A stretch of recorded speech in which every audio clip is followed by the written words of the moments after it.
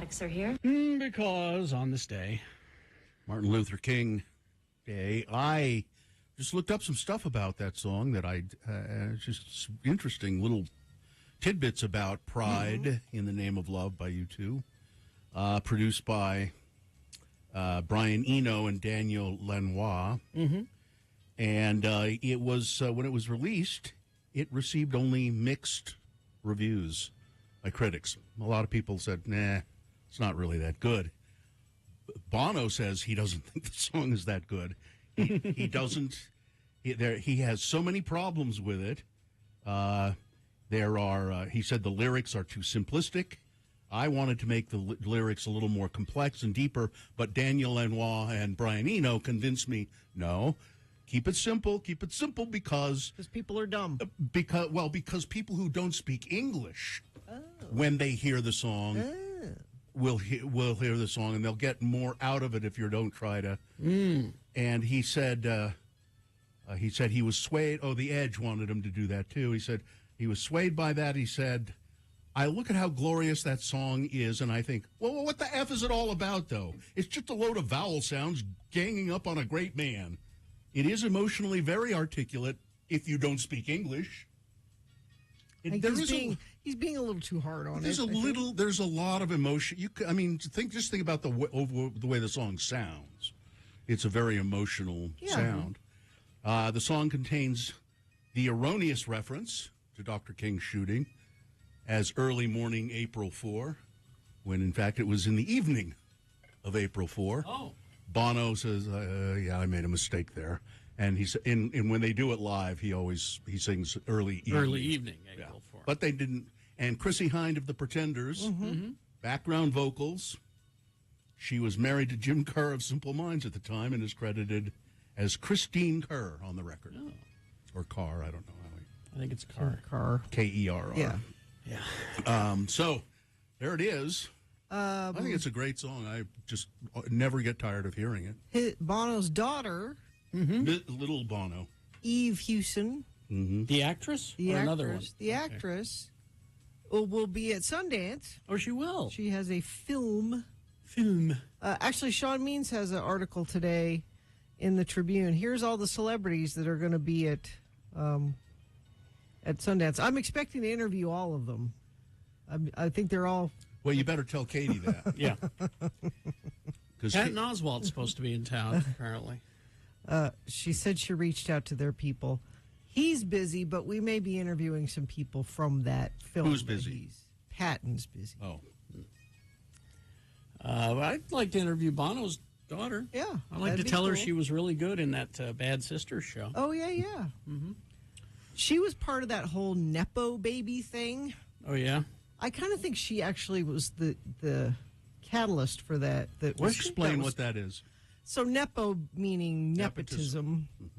And I don't know, the last 2 weeks or so, there was kind of a social media thing going on, accusing these people of the reason you're having success is because you're related to famous people. Yeah. What the hell? People can find anything to complain about and bitch about. So what? Maybe my dad did get me into the business. I live or die by how good I am. Exactly. And Dakota Johnson's actually been interviewed about that a couple times because she's like extra Nepo baby. Oh, yeah. Because both her parents are famous. And her grandmother. Yeah, exactly. Yeah. She's like, she's getting it from all sides. And she said, look, did it get me in a door? You bet. Would I still be working if I sucked just because my name was a certain name? No. Absolutely not. So shut up. Yeah. And I don't know. And Gina, I don't ever want to hear you say Nepo baby again. Never. But she isn't. Well, she is. The only reason you're here is because your dad was in radio. You would have let me go a long time ago. If well, no, I won't. No. I will own the fact that I never would have. You guys never would have invited me to be a guest on the show. That's not true. It's absolutely true. That's not necessary. No, it's not. Why would you have ever invited me? Because you're cute? I mean, come on. When it really comes right down to it, had nothing to do with Tom Barberi or your talent. You were cute back then. Gina, I've said this. I've said this multiple times in the past few years. That person that I was then, I really hate that guy. Oh, okay? Really? But that was the reason. No, it wasn't. Okay, if you say so. When you invited me back, it was. It had nothing to do with Tom Barberi. It didn't. I didn't care about Tom Barberi. It's not true. Gina, I think the first time I was on, maybe you let Kristen and I come in and be. You guys were in the funny. studio. You guys were funny, and you were cute, and But and then that's you invited me back. because you if you had been Tom Barberi's daughter and come into the studio and been a clod, we wouldn't have invited you back. That's true. So don't ever say that. Okay. It's zero true, zero. Okay. If Tom Barberi's daughter, if we'd known how you'd turn out as a woman, you wouldn't be here today. I was just a child back then. Yeah. MLK. Most people are not working today. Yeah, there's no school. Federal. What's the deal though? We got. Yeah. I got mail yesterday on a Sunday. You did? Yes. Well, that was weird. Interesting. I won't get mail today. Can't go to the liquor store today. Well, I can go, but no, it won't be open. I sometimes just go and stand outside the door. Open, please. But yeah, if anybody was, you guys didn't get mail, or you don't really know? I don't really think I know. got mail yesterday. See, Maybe you just forgot to get it on Saturday. Maybe it sat there for a day. No, because there's a slot in the door. You have a slot. Okay. Yeah. So it comes right into the door. Because with me, it's a mailbox, and so if I forget, then I get it on Sunday. I don't assume that it was delivered on Sunday. I just assume that I forgot it, Saturday. Well, that's something we could ask people if they check in with us at 877-602-9696. Did you get mail yesterday? Are you someone who works for the Postal Service? And if you are someone who works for the Postal Service, can you explain why President Biden still keeps Louis DeJoy as the head of the post office? Because, Louis DeJoy was the guy put in there by Donald Trump to destroy the U.S. Postal Service. Yeah. So why is he still in there? That's what I want to know. Because outrage. I don't think he has the power to just get rid of him. I think it's a board of some it's kind. a voting thing, and he doesn't have the votes. Well, somebody better get rid of him because he shouldn't be there. Yeah. But anyway, trash guys are working according to Trav the Trash Man. I don't think the trash. I don't think this municipal garbage. I don't think they take a day off ever. I don't know. We have several. We have got Garbage Gush and Trav the Trash Man. I don't know. Are they? I think they're both private haulers. I don't know. We got like 3 different ones that have texted at different times. I don't know. Anyway, well, it's all I know is that because half the audience isn't there today, I will be half-assing today. Okay, that'll be my excuse then too, because I just don't feel very good. So, are you ill? Are you okay? Just tired. Oh. 877-602-9696. That's the number. Call and check in with the Radio from Hell show. We'll take a break. Do you know what do you know? Trav the Trash Man says trash guys are working today. Yeah, I know they are, but I'm wondering, do they ever take a day off? I don't. Is there ever a holiday they don't? Well, surely if your trash day is Christmas, they're not. I don't know. Picking up on I would Christmas. think they're not on Christmas Day. Not sure. 877-602-9696. Why don't you check in with us, huh? You can text to 33986 if you want. Hi, I'm Tom.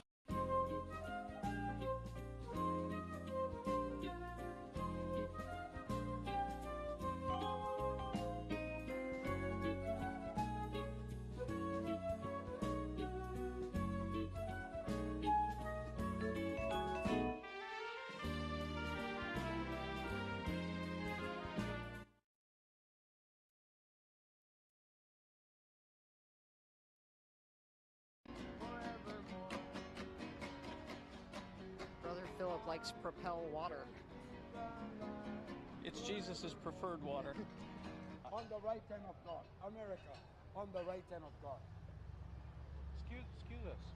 Are you Brother Philip? Yeah. Hi. Can we talk to you for a second? Sure. Yeah, we do a radio show in Salt Lake City. City, and we're just talking to your disciples over there. Is that what we should call them? Your disciples, your brothers?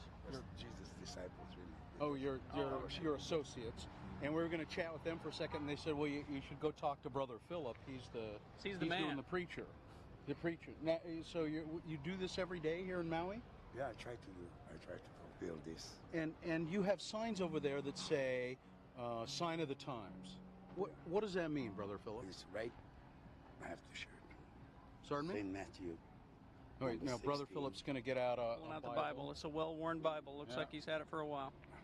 How long have you had that Bible, Brother Philip? I'm not sure, really. And it's Matthew we're looking at. Yeah. Are you from Maui? Yes. Yep. I'm from heaven, too. From heaven. Well, Thank you. I guess we're all from heaven. Praise the Lord. The Holy Bible, heaven. Uh-huh. And in the morning, it shall be foul weather today. For the sky is red and lowering. O ye hypocrites, ye can discern the face of the sky, but can ye not discern the signs of the times? High of 73. I cannot discern the signs of the times. Although it was Can a you? great album by Prince, That's I know the that. reason why we look in the Bible, because of things that God has spoken is coming to pass today. Now, Brother Philip, we have a woman here. She is the reason we came to Maui is to do it. We do a radio show together, and but she's actually come here to get married. Right on. She'll be married on Monday. Monday. And do you have any advice? God wills. Pardon? If God wills. If God wills. That means I might not get married if God doesn't will I've it. maintained that all along, but if God wills, you will get married on Monday. But do you have any advice for somebody getting married? Well, Back to the book. like back in the book again. Yep. 19, eh? Was All it the 19? answers. Yeah? Look at that. He knows right where to go in this book. Yeah. It's like he's read it before. Not so. Right here. And said, for this cause shall a man leave father and mother, and shall cleave to his wife, and the twain shall be one flesh. Okay. You're still looking for somebody to perform the ceremony, aren't you? do you do weddings, Brother Philip? No, I have a friend who does that. All right. Hey, thank you so much for talking with us. I love it. Thank you so much for Yep, and thank you. God bless you. Thank you. Thank you very much.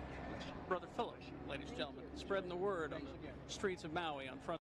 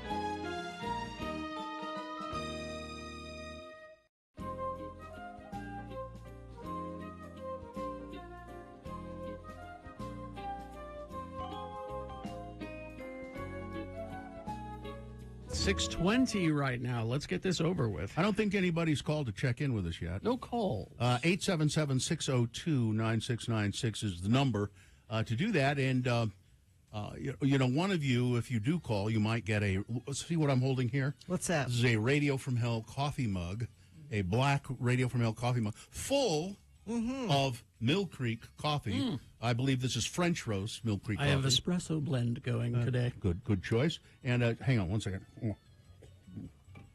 Oh, thanks.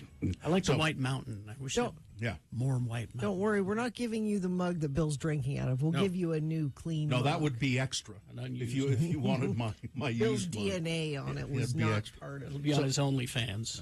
Exactly. I don't have OnlyFans. I have OnlyFan. OnlyFan. 877-602-9696, though. That's the number you check in, and one of you might get a coffee mug. But let's officially begin the program, shall we? Becoming a nurse in just 32 months at Nightingale College, blending online classes with on-ground supervised field experience. Virtual college, actual nursing. Start your nursing journey at nightingale.edu, now accepting enrollment for summer semester. The sun will rise at 7:49 this morning, set at 5:25 p.m. That means you've got 9 hours and 37 minutes of daylight to get her done. That's what you got. The moon is a waning crescent moon, 34.9% of full. The moon will set today at 12:38 p.m., today being Monday. It's the 16th day of January in the year of our Lord Jesus Christ, 2023, and there are 349 days remaining in this calendar year. And this is the Dumb People Elect Dumb Lawmakers edition of the Radio from Hell show, the show for people who feel like hell in the morning, starring the Lords of Morning Radio. One over there, right there, a Lord of Morning Radio, Kerry Jackson. I'm another Lord of Morning Radio, Bill Allred, Lord of Morning Radio, Gina Barberi. Katie for short is our producer, and Cameron Diaz and Dawson just add magnificent help to keep this program underway. Okay, that's the show. All right, we got plenty of text check-ins. Okay. Let's start with Ed Brass. Excuse me, Yes. half the usual audience when you're going to have very important sports. I seriously doubt the accuracy of that That's statement. true. That's it. People will set their alarms even though they don't have to go to work or school today just to hear very important sports. And that's coming up in our next break. Let's see. Tyler the Trash Man here says we get 3 total holidays: Thanksgiving, Christmas, and New Year's. Okay. And since Christmas and New Year's were on Sunday this year, we only got one holiday. And someone says certain mail does get delivered on Sunday. However, not all mail meets the criteria for Sunday delivery. Now that whoever says that, I recall that they implemented that policy, Postal Service, a couple of years ago, where they would deliver some mail. It's not junk mail. It's probably important stuff, right? Yeah, no, there was a couple of pieces of just crap in there. Hate mail? Was there hate mail? Hate Maybe. mail. No, I got some of that email, hate mail, though. You do have that coming up? Well, no, I'm not. I don't think not until I get a response. I've you responded replied. to it. Okay, Yeah. all right. So we'll see. Brian checking in. The Postal Service does indeed deliver on Sundays now. Oh, I wanted the coffee too. Well, you're not calling in. You so. got 877-602-9696 is the number. You could get the coffee mug, and I bet I could even get you a bag of coffee beans from Mill Creek Coffee Roast. You'll have to fight me for them. Let's see. I'm getting my tooth pulled at 9. Oh, fun. MedTech M checking in at the VA hospital, hoping for a nice chill day after a quiet weekend. Be kind to your fellow humans. So I'm going to the dentist today, too. Johnny B checking in and listening while wondering about chocolate strawberry Cheerios. I saw them at the grocery store yesterday. I'm curious if Carrie has experience with them or opinion about them. I did not know about chocolate strawberry I think you Cheerios. have an assignment, Carrie. But I will investigate this. Am I going to guess that some of the little O's are chocolate and some of the little O's are strawberry? That would be my guess. Carrie is our cereal expert. I will give it a try. All right. Let's see, Johnny B. The long-lost, unattractive feuding wench checking in to cash in on some of that Nepo baby privilege. Is that from Kristen? Must be. I wonder. I'll bet it Because is. Kristen and I did our radio show at the U. We were the Feuding Wenches was the name of our... And that's Kristen. Oh, but she says she's saying unattractive, though. No. Good morning, Ms. True Young. at all. So excited for brunch on Sunday. Oh, that's right. That is this Sunday. Oh, and by the way, we just got a note from Todd Newcomb. Yeah? It's sold out. It did. Okay. Now, we are giving away some tickets. This week. yeah, it looks like during Beat Gina, we'll have some tickets to give away, but no more to purchase. All right. Colonel Coffee Bean checking in. We're all tired, Bill. You're not special with this tired stuff. You asked, and I just said I'm just tired. Some contractors don't pick up trash on certain holidays. That's Metal Shop. Mark checking in. A little bit of everybody checking in. There's people out there. They're up. I'm they're doing stuff. I'm a little tired and sore today. Why are you sore? All weekend. Mr. Soros called me, and so I spent the weekend going around to my Republican neighbor's house and ripping out their gas stoves. Oh, they're heavy, aren't they? They're very It's a heavy. lot of work. A lot of work. A lot of work. So I'm really sore. You're Soros sore. You're Soros. Now I'm really curious about those Cheerios.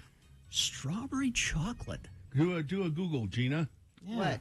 I mean, What am I Googling? Just what they are? Chocolate strawberry Cheerios. I could probably just hit Harmon's on the way home. And see what they, or is whoever texted us about that. Oh, yeah. Maybe they're hallucinating. Let's see. Let us know where you saw them. Oh, they look like they're Johnny B. They're limited edition. They're your Valentine's. Like they're chocolate dip strawberry. They're supposed to be reminiscent of a. And is it some of the O's are chocolate Yes. and some of them are strawberry? Yes. Johnny B, let me know which store you saw them at, and I will swing by on the way home and get them. They're in a pink box. A Karen. pink box. And it has a chocolate dip strawberry on the box. Now Trish is is she too late? She's online. Just enough time.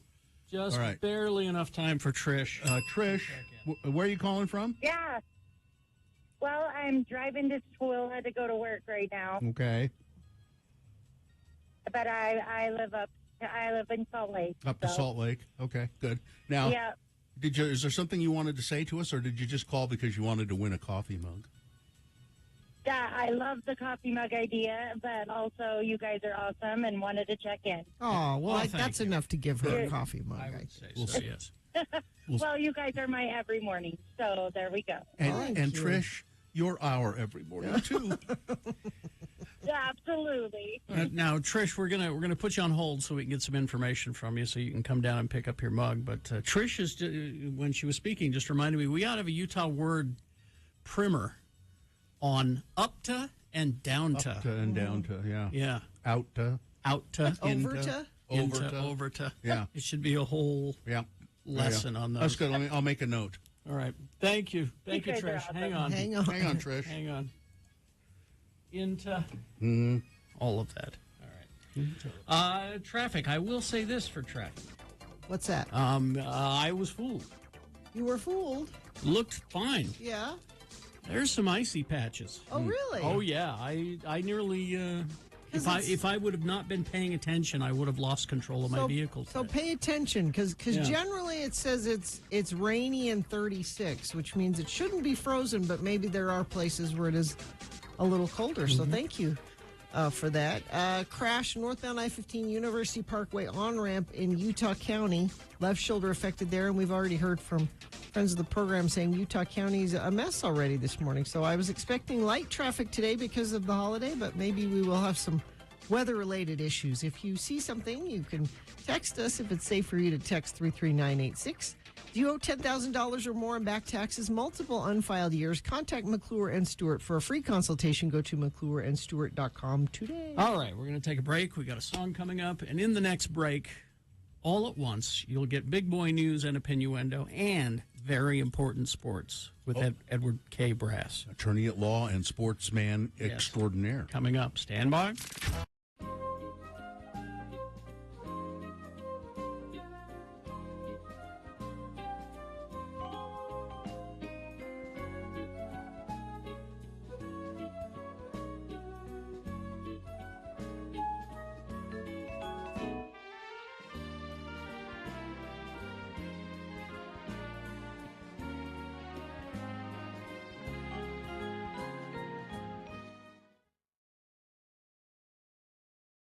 We have yet to talk about Wonder Woman 1984.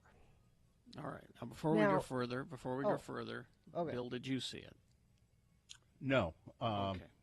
and I don't think I really care to see it. Okay. I didn't see the first one either, and I'm sorry. It's good. You should see that one. Why do you always do that? I say I didn't see the first. You didn't? What did I just say? I didn't see it. The first one was great up I heard until it was very good. the climactic battle at the end, and then it had some ending problems. But other than that, it was terrific. So the second one, you go to the trouble to place it in 1984.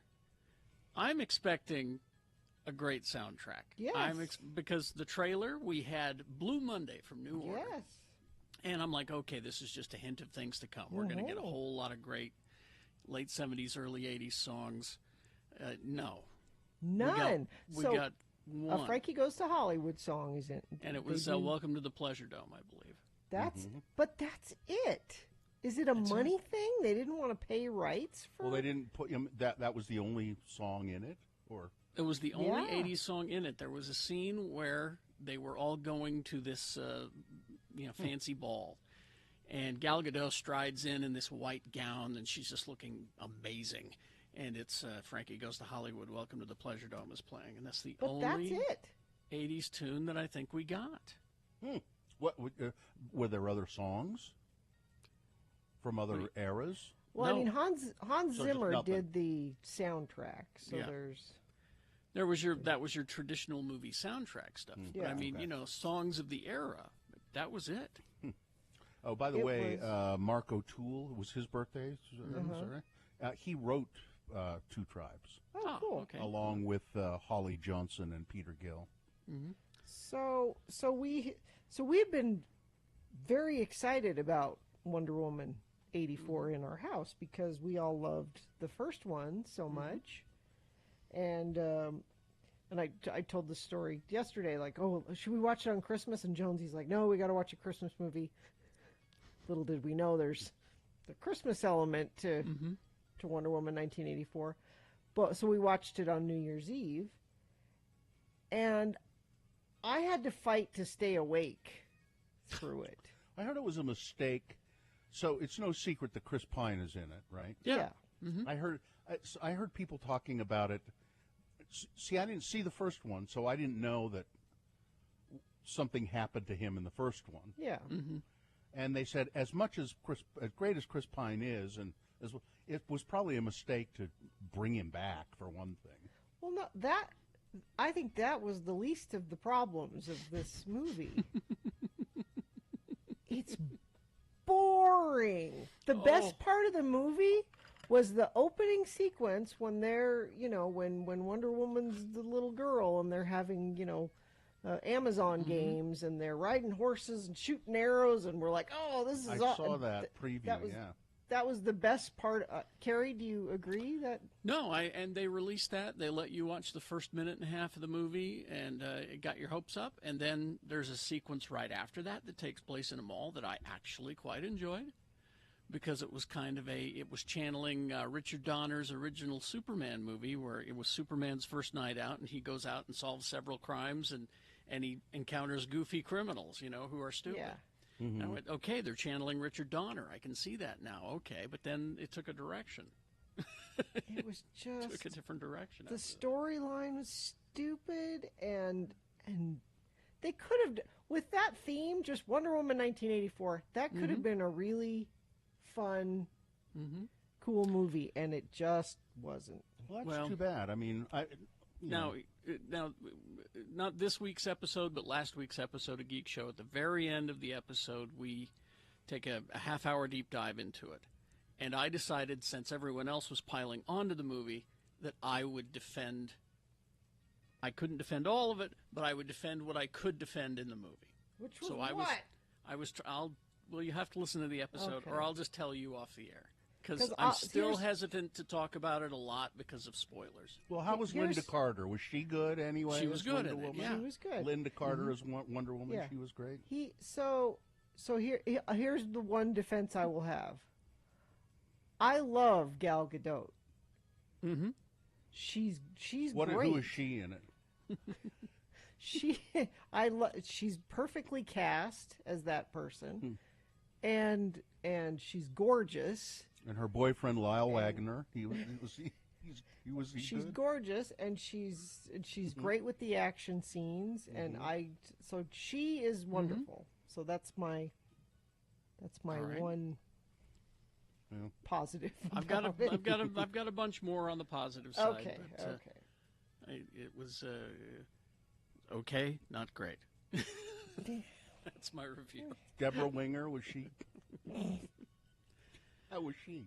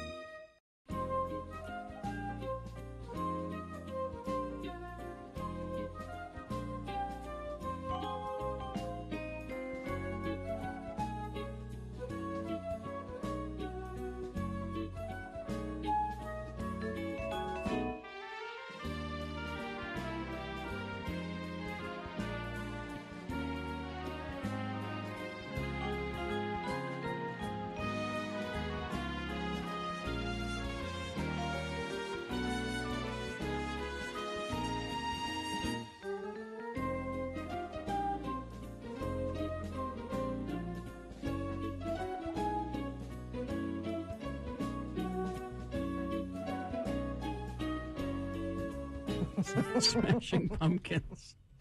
6:37, and it's time for, well, we got very important sports coming up with Edward K. Brass. Stay tuned for that. Right now, Big Boy News and Opinioendo, brought to you by Gracie's is open daily for lunch and dinner, brunch, Fridays, Saturdays, and Sundays. Watch your favorite sports in high def or enjoy food, drinks, live music. Gracie's at the corner of 3rd South West Temple. Adults only. Well, let's see here. Tragedy. A director, Italian director, Ruggero Deodato. You know who that is, Carrie? No. Died at the age of 83. He is most famous for directing the movie called Cannibal Holocaust. Oh. Which I've always wanted to see, but kind of been afraid to do it. It's a true story. When you make the most Don't infamous... they say that? Yeah. When you make the most infamous movie ever to come out of a genre, sometimes called the Cannibal Vomitorium, you've achieved true cinematic notoriety. That distinction belongs to the Italian director Ruggero Deodato, whose Cannibal Holocaust is said to have gotten him briefly accused of murder because of death scenes that seemed a little too real. I saw a mini documentary about this. I didn't recall his name, of course, but yeah, it's infamous, this movie. As well as generating complaints for obscenity and animal cruelty. The film, which was released in 1980 in Italy and later sometimes after overcoming bans in other countries, drew scalding comments from critics and some film scholars. In 1985, the Phantom of the Movies column in the Daily News of New York called it the, quote, kind of brain-damaged, stomach-churning cinematic awful that gives junk movies a bad name. And yet the movie also developed a cult following and is widely credited with influencing later films, especially The Blair Witch Project, which, like Cannibal Holocaust, used a found footage conceit intended to leave viewers asking, wait a minute, was this real? Mr. Deodato died in Rome. He was 83. Eugenio Ercolani, a filmmaker and film historian who had interviewed Deodato extensively, confirmed the death. He said the director had pneumonia and had been experiencing kidney and liver failure problems. He made a variety of movies in a long career, as well as directing commercials and Italian television series, and he was also an actor of some note in that other directors like to put him in their movies when they could. Did he ever direct Gina Lollobrigida? Yeah, I thought that's where you were going with Dead Italian today. No, I don't. I wasn't, and I don't know. Anyway, Deodato. Gina Lollobrigida, I don't have that in front of me. Oh, yeah. Do you have it? It just popped up. she was Italian actor Gina Lollobrigida, who achieved international film stardom during the 50s, was dubbed, quote, the most beautiful woman in the world after the title of one of her movies. Died in Rome on Monday. Her agent said she was 95. And Marie Osmond. Oh, yeah. I almost made this a boner candidate. This is terrible. She says she's not budging on her plan to leave her children out of her inheritance. Does she hate her children? The former country singer opened up about her plans to donate her wealth to charity instead of leaving it to her 7 children. Honestly, why would you enable your child not to try to be something? I don't know anybody who becomes anything if they're just handed money, Osmond said. To me, the greatest gift you can give your child is passion to search out who they are who they are inside and to work. I mean, I've done so many things from designing dolls and much, much more. I love trying, and I want to try everything. Yeah. You made all your money designing dolls, Marie? I want to try everything. I'm a finisher. Osmond found fame at a young age as a member of the famous Osmond family. I'm sure she didn't have any money at all given to her by, her parents or her brothers. You don't have to just hand your kids money. You can set up parameters like trust funds, trust fund, like you have to go to school. You can't get this unless you meet these, And once you have this money, you have to donate so much of it when it becomes. Yeah, but she just wants she and her husband they're going to spend it all. That's what she says. Residents on the east side of Salt Lake were treated to a sight that's not very common. Is this the elk? Yeah, a pair of bull elk. They're huge.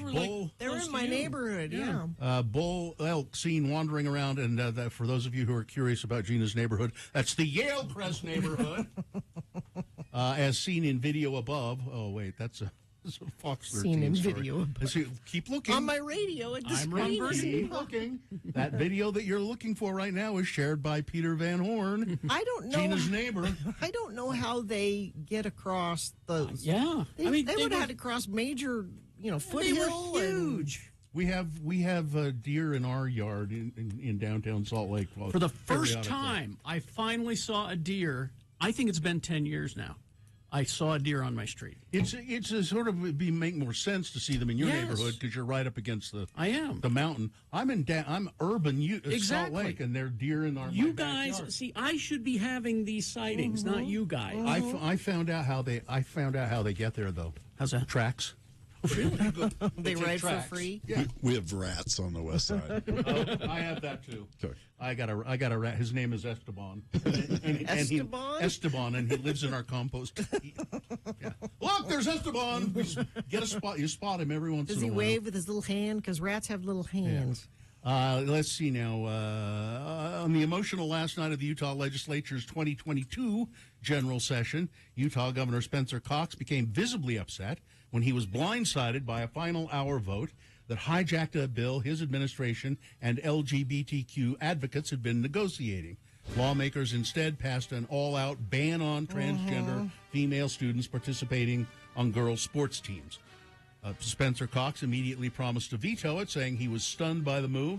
Some of the worst decisions get made in the last minute, he said.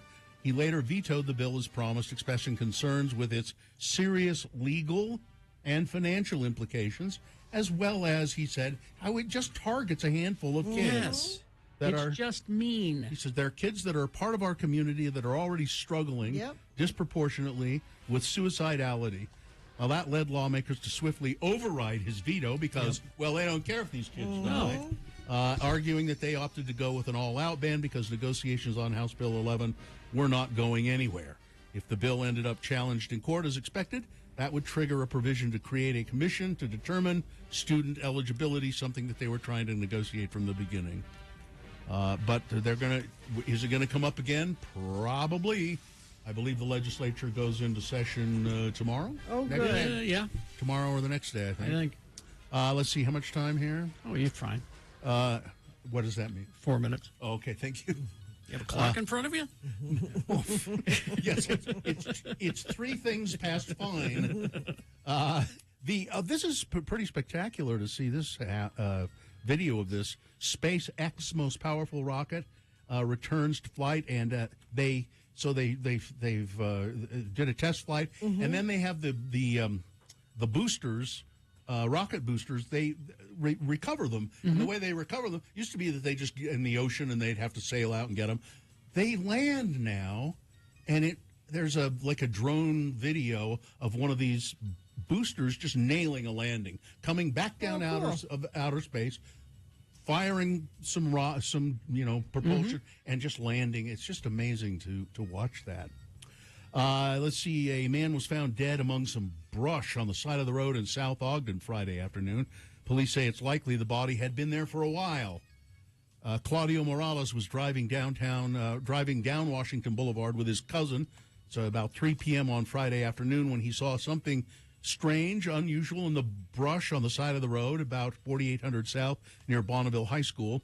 When we drove past, my cousin saw a backpack that had been thrown away, and there were 2 shoes.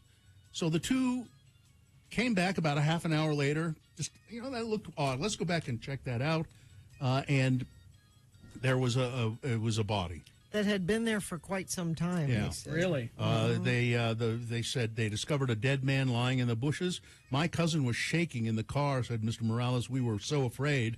They immediately called police, and they noticed the body was decomposing. Looked like it had been there for months.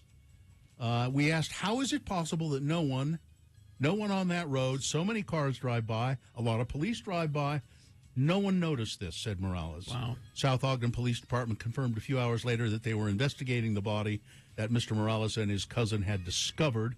There had not been a missing persons report filed, so it's sad because you don't know if this was a homeless person or if this person had a house, said Morales. I think it says here the man's name has not been released, so they must have identified the body, but they haven't said yet what they're just investigating the death. And then finally, we'll end with this. I like this story. On the 797th day after the defeat of former President Donald J. He should be in prison Trump, a rural Pennsylvania county on Monday began a recount of ballots from this Monday. Recently? Listen. All right. From Election Day 2020. Under pressure from conspiracy theorists and election deniers, 28 employees of Lycoming County counted by hand 60,000 ballots. It took 3 days, an estimated 560 work hours, and as the vote counters ticked through paper ballots on long rows of tables in the county elections department in Williamsport, a place used to a different sort of nail biter as home of, it's the home of the Little League World Series. The results of the hand recount, almost identical to the 2020 count. As a matter of fact, almost identical. Trump got 6 fewer votes in the recount. Will they let this go now? Maybe? Who knows? Well, he won't let it go. It was stolen. He was socialing as early as yesterday that everything was rigged. Steal. I'm just, Harry Lake's still going at it. Just remember, this is the dumb people elect dumb lawmakers edition of the Radio from Hell show. All right, weather, traffic. So we've got this same rain-snow mix pattern going for several days now. We've got a 60% chance of it happening today. Now it's warm. It's 36 and going to be in the low 40s today. So that means it should stay mostly rain today, at least down here in the valleys. But they're still getting lots of snow up in the mountains. It started snowing again when I left this morning. Traffic, we've got roadway restrictions, both directions, SR 224. This is Empire Pass in Summit County. Traction devices are required, they're saying. Of course, Big and Little Cottonwood Canyons are having traction devices, and they're doing some avalanche mitigation there as well. Crash northbound I-15, 1600 north in Orem off to the right shoulder. Crash southbound I-15, milepost 277 in American Fork. That also off to the left shoulder. And let me check our message stream, see if anybody sent anything in there. Nope, looks good. But if you see something that you think folks need to know about, you can text us 33986. Very important sports brought to you by. The Downtown Winter Market is open Saturdays at the Gateway from 10 a.m. to 2 p.m. Shop fresh produce, meats, unique gift ideas in the craft market. More information at slcfarmersmarket.org. Well, here he is with very important sports. ready for a dust-up at any moment. Edward K. Brass. I'm ready for a dust-up. Mr. Amy Donaldson. He's an attorney at law and sports reporter extraordinaire. What's the scene, man? And it's the other way around. I keep trying to tell you. It's sports reporter extraordinaire, part-time lawyer. Oh, that's right. All right. So, All right. let's get it right. Okay. It's the welcome to the Martin Luther King Day edition of Very Important Sports. For Pittsburgh listener Mauricio Paez and San Antonio listener Raul Montemayor, there's no Formula One news because there's no Formula One until March 5th. But it has come to my attention that some listeners believe these men are bits and they don't exist. No, not true. Mr. Paez is second chair for the French horn in the Pittsburgh Symphony and invented the almond I didn't know torte. that. Yeah. Yeah, he invented the almond torte for Prandtle's Bakery. Well, Right. He sent us our first almond torte. Yes, and they are delicious. we could have another one anytime, Mauricio. And Mr. Montemayor is the direct descendant of the Aztec emperors and General Antonio Lopez de Santa Anna, as well as the real-life inspiration for Alejandro in the Sicario movies. That's right. In football, the English Premier League, Arsenal, owned in part by radio titan Kerry Jackson, is in first place. Yep. Second place, Manchester City. They're 8 points behind. Third place, Newcastle. That's all-knowing Suits team. They're 9 points behind. And Manchester United is also 9 points behind. Isn't the London Derby happening? It happened. It did happen. It did I missed happen. it. Okay. Arsenal won and beat Tottenham 2-0. After the game, a Spurs fan kicked the Arsenal's goalie. In the Manchester Derby, Manchester United 2, Manchester City 1. Newcastle 1, Fulham 0. Fulham's owner once had a statue of, who knows why, Michael Jackson outside their stadium. Here's my prediction. Arsenal is going to win the Premier League. Mr. Jackson will sell his interest. Yes. He and Very Important Sports will retire and open their agricultural project on Maui. That's right. In women's growing basketball, pineapples? We're bringing pineapples back. Pineapples? yeah. Yep, out in the jungle. I got it picked out. Women's basketball, number 10 Utah 80, number 14 Arizona 79. They're 15-1. And a really weird development, Utah won over Arizona State this weekend by forfeit because Arizona State had so many injured players they couldn't field a team. In Utah gymnastics, Utah's ranked number 6. They're 4-0 on Friday. In a quad meet, they defeated SUU, USU, and BYU. Next up is number 1 Oklahoma in Norman, Oklahoma.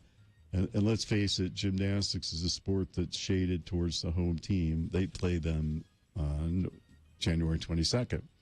LSU put a statue of former women's basketball star Simone Augustus outside its arena. I bring this up because I had never heard of her. She's 3 times she was in the Final Four. She was the number 1 pick in the WNBA draft. She had 3 Olympic gold medals, 4 WNBA championships, and played 14 years. She's quite accomplished. In baseball, the San Diego Padres signed catcher Ethan Salas to a $5.6 million bonus. Well, how is this Very Important Sports? Yes. Mr. Salas is 16 years old, and he lives in Caracas, Venezuela. Wow. Zach Wilson news. Jets owner and Trump pal Woody Johnson says he's willing to spend big money to bring in a veteran quarterback next year. As predicted here when Mr. Wilson was drafted by the Jets, they've ruined him. In 2023, he had 6 touchdown passes, or 2022, sorry, 7 interceptions, but he does have a $30 million guaranteed bonus. In the NBA, Saturday, Joel Embiid hit a jumper with 5.7 seconds left to give the Philadelphia 76ers a 118-117 win over the Jazz. At the Salt Palace, Jordan Clarkson had 38 points and 9 rebounds for the Jazz, 17 points in the fourth quarter. Next up for Utah is the Timberwolves in Minnesota tonight. They're 9th in the West, 22-24 overall, but 3-7 in their last 10. Are the Jazz going to move back over to the dental center now? That is other Jazz news. Yeah. In other Jazz news, the Delta Center was renamed the Delta Center. The arena had been named the Energy Solutions Arena, the Vivint Arena, and the Victor's Tires Arena. Oh, I didn't know that. Yeah. For about a week. Delta recognized that it was a down year for the Jazz, so they cleverly renegotiated the naming rights. For a $12 beer, the chicken or the pasta, peanuts, chips, or the cookies. Oh, okay. So pick one. Okay. It's always been the Delta Center Yeah. to me. Nobody ever called it Energy Solutions. I don't know. They barely called The it Viv Viv. started to catch Yeah. it. Somebody emailed me and said, Bill, you should be excited. The dental center is opening. Dental This- center. I always used to call it the dental They, center. they also pointed out that there are crossing lights that say Delta Center on them over by the Delta Center that were never changed. Oh, by is that right? UDOT. Oh, Yeah. hilarious. Yeah. So That's great. Victor's Tire Center wouldn't fit on it. Nope, too long. In the NFL playoffs, the San Francisco 49ers 41, the Seattle Seahawks 23. Brock Purdy, the last person picked in the 2022 draft. Third string quarterback. Yes. He's playing because two other quarterbacks ahead of him are injured. Wow. He threw 3 touchdown passes, ran for a fourth. He has 6 straight games where he's won, replacing these two quarterbacks in week 13. Did he get lucky or is he good? He's good. Apparently, he's good. He doesn't. If you watched him play, Yeah. he doesn't look polished, He's but he gets it done. Yes, he's unflappable. I mean, what happened? I saw him interviewed after the game, and apparently LeBron James tweeted something about him, a compliment about him. The guy looks like he's 16 years old, Yeah. you know, and he was all excited. Oh, LeBron James said something nice about me. You just won a playoff game, you fool. He threw for 332 yards. That's the second most ever for a rookie in a playoff game. He has multiple TD passes in 7 straight games, which is an NFL record. Last year, San Francisco drafted a guy named Trey Lance 3rd overall in the draft and paid him a ton of money. He's injured, and he's really done nothing. It'll be interesting to see which of those two people play next year because money's a big deal in the NFL. And what about Garoppolo? He's done, badly I think. hurt. Yeah. Badly Is he? And he'll sign on with some other team that needs a quarterback like the New York Jets. Needs a backup, somebody with maturity. Yes, exactly. And he's very successful. Jacksonville Jaguars 31, Chargers 30. Jacksonville wins on a field goal as time expired with 1 point in the first half. They did not look like they were going to win that game, and then they did somehow. They didn't just not look like it. They were down 27-0 in the first half, and they intercepted Trevor Lawrence 4 times. The Chargers collapsed in the second half. They lost on 3 plays, 1 a missed short field goal, 2 former Ohio State standout Joey Bosa lining up offside and denying a 19-yard sack. Yeah, and that was the last one. He threw his helmet down, which allowed the Jacksonville Jaguars to get a 2-point conversion. And that was the deciding difference in the game. Buffalo 34, Miami 31. Miami nearly beaten by heavy favorite Miami nearly beat heavy favorite Buffalo with an unknown rookie quarterback, Skylar Thompson from Kansas State, playing for them because of injuries. Buffalo was hanging on at the end. Locals, Eric Rowe, Utah, plays for Miami. He's a safety for Miami. 7 tackles, 1 sack, 1 forced fumble. Taron Johnson from Weber State, who plays for the Bills, 7 tackles, 1 tackle for loss, 1 pass knocked down. Okay, what happened yesterday? I don't know. Well, it depends if I can separate these papers. New York Giants 31, Minnesota 24. The 9-7-1 Giants go on the road from Jimmy Hoffa Stadium and beat the 13-4 Vikings at home. The Vikings had beaten the Giants on Christmas Eve 27-24. Much maligned Giant quarterback Daniel Jones, 24 for 35, 301 yards, 2 touchdowns, rushed for 78 yards, no turnovers. First road team to win. Last night, Cincinnati 24, Baltimore 17. Baltimore was going to win that game. And former Utah quarterback Tyler Huntley, thank you, was about to score. He reached the ball out towards over the goal line, trying to jump over a pile of people. One of the Bengals knocked it away. It fell into Sam Hubbard's, former Buckeye, into his arms. The guy's a defensive end, and he ran 98 yards for a touchdown. That was the deciding difference. So next week, it's the Jaguars versus the Chiefs, the Giants versus the Eagles, the Bengals versus the Bills, and either Tampa Bay or Dallas, depending who wins tonight, versus San Francisco. The winners of those games will be the Chiefs, Eagles, Bengals, and San Francisco. You're so sure? there you go. You're sure? 100% sure. I wouldn't say that lightly. You're always 100% If I don't know the sure. answer, I'll just make it up. So there you go. Is that it? Nope. And you now you don't got court today. I have no court today, but I am, like the Easter Bunny, going to pay visits to people who are in jail, bringing joy everywhere I go. Visit clients, yes. Bringing them baskets of love. So it'll be a good time. I'm all dressed for it. This is my jail clothes. Jail clothes. Okay. Thank you, sir. Au revoir. At Ed Brass Law on Twitter. So you know. Okay. Bye. Traffic, Gina. Roadway restrictions both directions, SR 224. This is Empire Pass in Summit County. Approved traction devices are required. Crash northbound I-15, 1600 north in Orem. And looks like that's about it. You haven't sent anything in via text at 33986. But if you see something, say something. Let us know. Text us. All right, thank you. We'll take a break. We will be back. Coming up in our next break, I saw this list today. It is a list, but it's things for Valentine's Day that you can do if you're single. Huh? Well, we'll take a look at it coming up. KXRK Provo. Hi, I'm Todd Newcomb, and every weekday...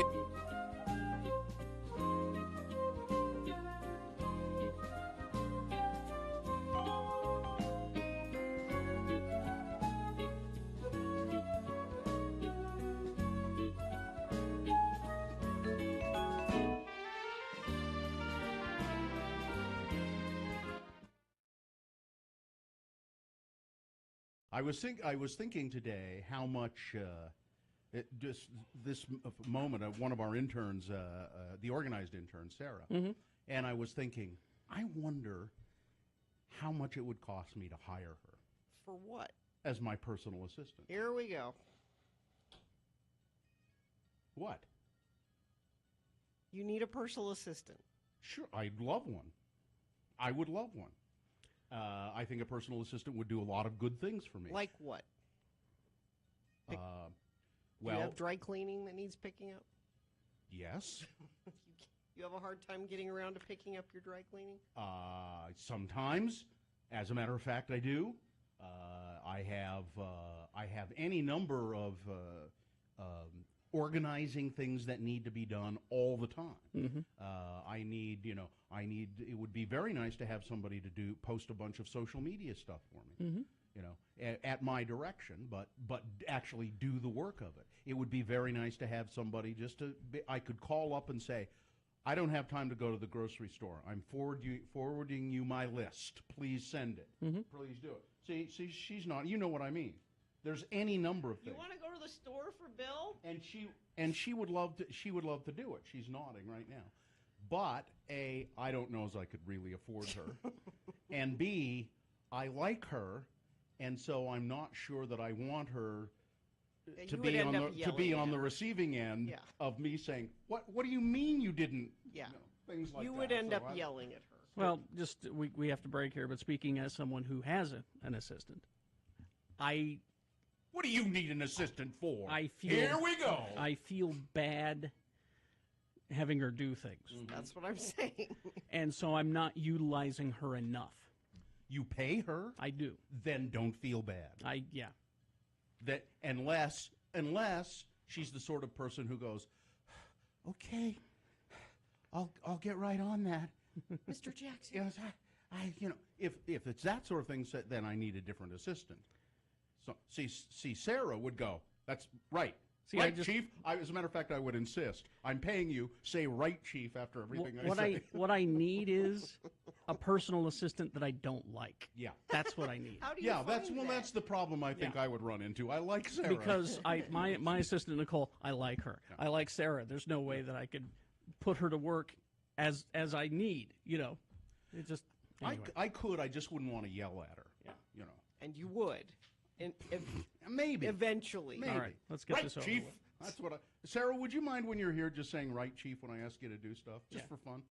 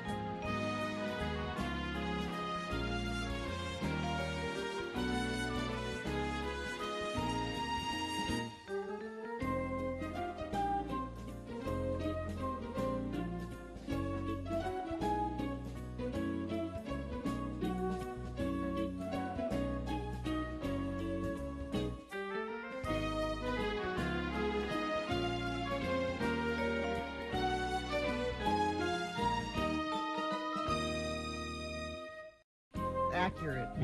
Yep. 706. We have a giveaway. Quickly.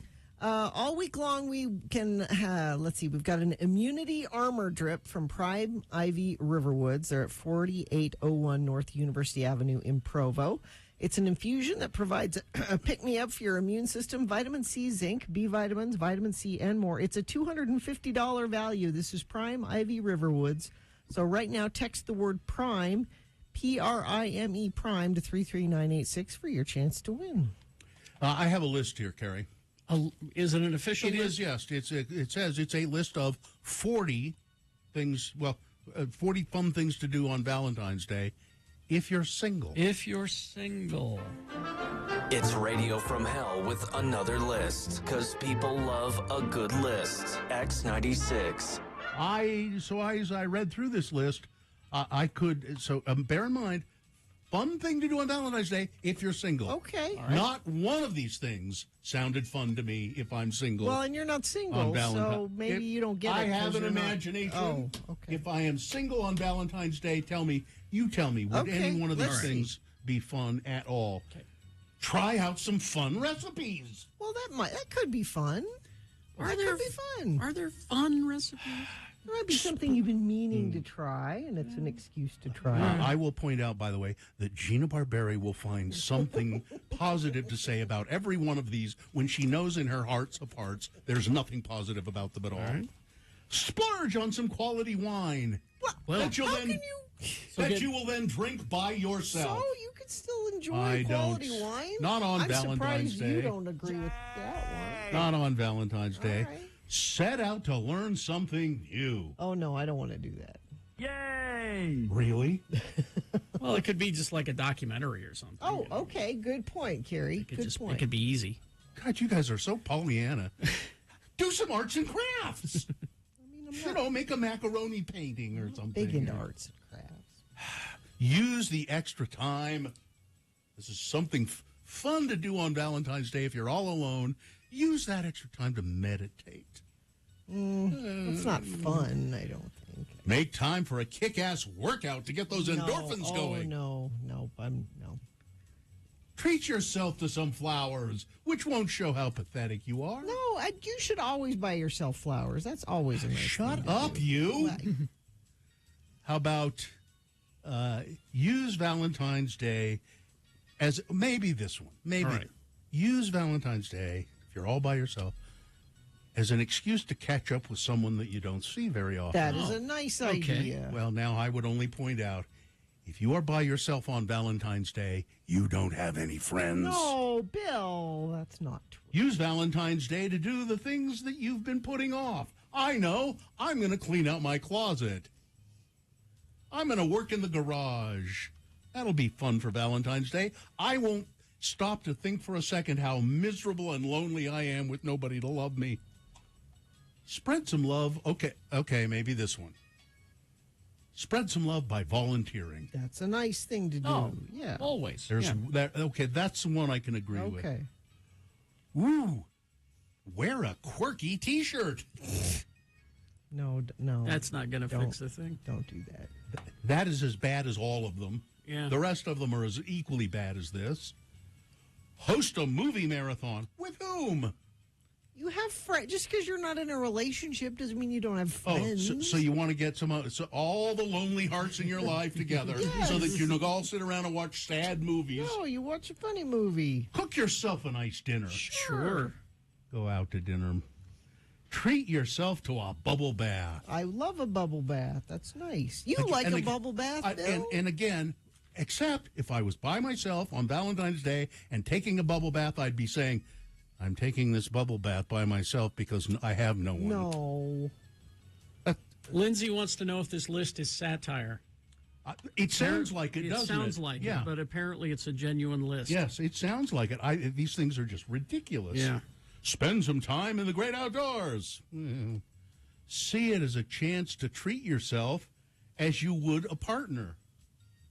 Spoil yourself. So, if I had somebody who loved me on Valentine's Day, they'd buy me an expensive piece of jewelry. So I'm just going to go out and buy myself one why not? because because I don't have anybody in my life to buy it for me. I think that's a perfectly fine thing to do. Yeah. Figure out what your love language is. I don't even know what that means. Well, is it physical? Is it words? Is it service? Is it you haven't heard of the love languages, Bill? How do you show you love people? Knowing what makes you feel loved can help you better communicate your needs to a partner and in turn make your relationship flourish. Well, apparently you suck at that because you're alone on Valentine's Day. Even if you're single on Valentine's Day, it's the perfect opportunity to learn more about yourself. Sure. Oh, It's really? a perfectly fine thing to do. Get lost in a good book. Yes. So maybe you won't think that how miserable you are. Make a playlist with some kick-ass songs. Treat yourself to all the things that your ex hated. Perfect. My ex was so against heroin, hated heroin. Splurge on some delicious takeout. Yeah, these are Again, fine. host a game night with your friends. with all of the other people who are going to be lonely and miserable on Valentine's Day. And that's what you'll end up doing is sitting around. I would, but it's on a Tuesday, so. Sign up for a singles subscription box. Okay. I think it means those, Oh, like you get Loot Crate. Loot Crate, yeah, thanks. Cheese of the Week Club or whatever. Why would you? Of the week? Carrie comes up with Loot Crate, and you, for some reason, come up with Cheese of the Week. You don't even eat cheese. Well, no. All right. So anyway, I read through these, and I just thought none of these would make me feel better if I were alone. And what would make you feel better if you were alone? Well, Bill? and if I were miserable and alone on Valentine's Day. What would make you feel better? Part of the problem is I wouldn't be if I were alone. I don't know. Okay, let me try and imagine that. If I were alone and miserable on Valentine's Day, what would make me feel? A tub of ice cream and Cannibal Holocaust on the TV. That would do it. Tub of ice cream and yeah. I'll just add two things to this list. Yeah. Ice cream novelties. Yes. Always. They're appropriate in any situation. And finally this, realizing that Valentine's Day was constructed by corporations to make you feel bad and buy things. Yep. It's not a real thing. That's what I would think of to make myself feel better. Yeah, I think that's right. I'm putting all this on myself because it's not real. Okay. We hope you'd enjoyed another list with Radio from Hell on X96. That or a Trey Leche cake could be fun. So it looks like there's still some issues, weather-related ones, if you're going over I-80 over the summit there. It looks like there's some slowage up there. They're advising you to use traction devices if you're traveling that direction. That's about it, though. Everything else seems to be moving well. Of course, it's Martin Luther King Day, meaning folks are out of school and a lot of people don't have work today. So your commute should be relatively good this morning. If you do see something that's not good, you can text us 33986. If you're in the market for a new Toyota vehicle, your search begins at Toyota.com. Whether you're interested in a car, truck, SUV, hybrid, or minivan, comprehensive listing of Utah Toyota dealerships at Toyota.com. All right, here are the boner candidates coming up in our next break. The candidates you will be voting for. 3 of them right here. Number 1, you lady lawmakers in Missouri, you need to cover up. Yep. And do I remember correctly, isn't Missouri the show me state? Yep. Oh, there you go. That's odd. Boner candidate number 2.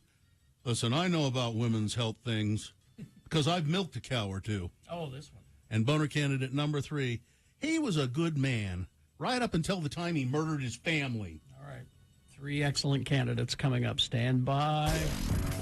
Hey, you know those great...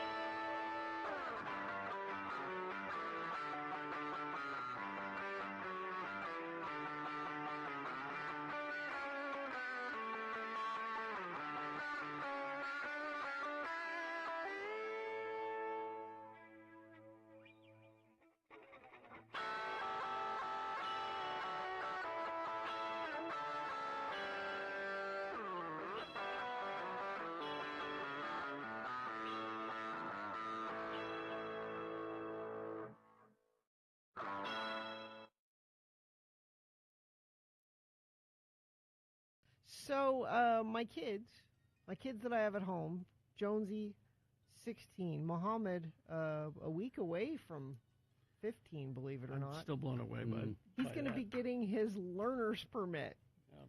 There's trouble. Yep. So Jonesy drives to school every day, and my daughter is painfully punctual. I am leaving this house at 7:23.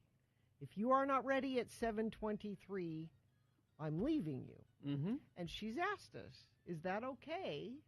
And we said, "Yeah, don't." Yeah, sure. Don't let that dead weight drag you down. don't let him make you late. He's a millstone around your neck, you know. And so yesterday, apparently 7:23, she yells downstairs, "I'm leaving. I'm really going."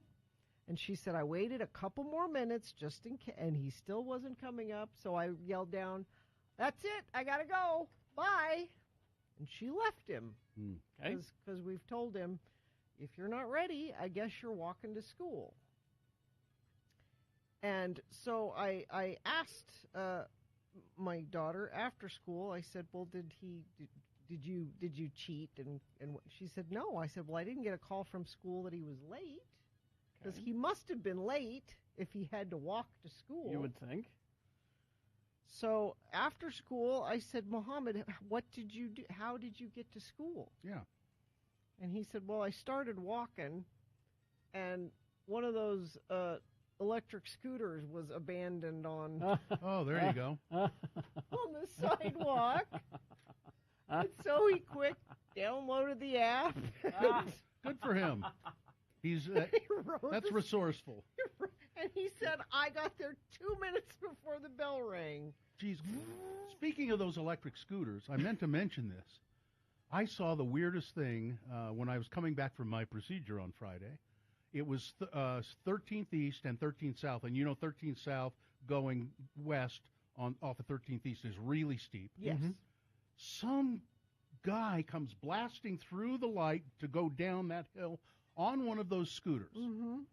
But he had on a backpack, Mm-hmm. he had on gloves, and he was carrying skis over one shoulder. So he had only one hand on the scooter, Wow. carrying a pair of skis, and he was going like 35 miles an hour. Really fast. Yeah. I just thought, what? He had a bus to catch. Crazy. Well, I applaud your son Yeah, for being resourceful. But I also said, that's not an everyday. I was going to say, yeah, that worked this time. Yeah, it was that's like $4 every time you get. That's not. Is that how much it was? I think, yeah. Yeah, that's. But plus I said, you can't count on running across one of those. No. What you do is you find one and you ride it home, and then it's you make sure that it's kind of out of sight, and you gotta charge it. Well, yeah, I think they go for a while. I think I don't know. It'd be interesting to find out how long they go. I don't know what the battery life is on those things. Yeah. But I said, all because I was all ready to get mad at him for see, you were late for school because you didn't leave with your sister, and he. You know who would know the battery life? Our production guy, Doug. He takes the train. He lives down south fairly far, so he takes the train in to work. Yeah. But he has an electric scooter. He owns one, and he takes it on the train, and then he gets on the scooter and comes from the charges station it here, comes from the station up here for the train station up here. Huh. Yeah, which is smart. So.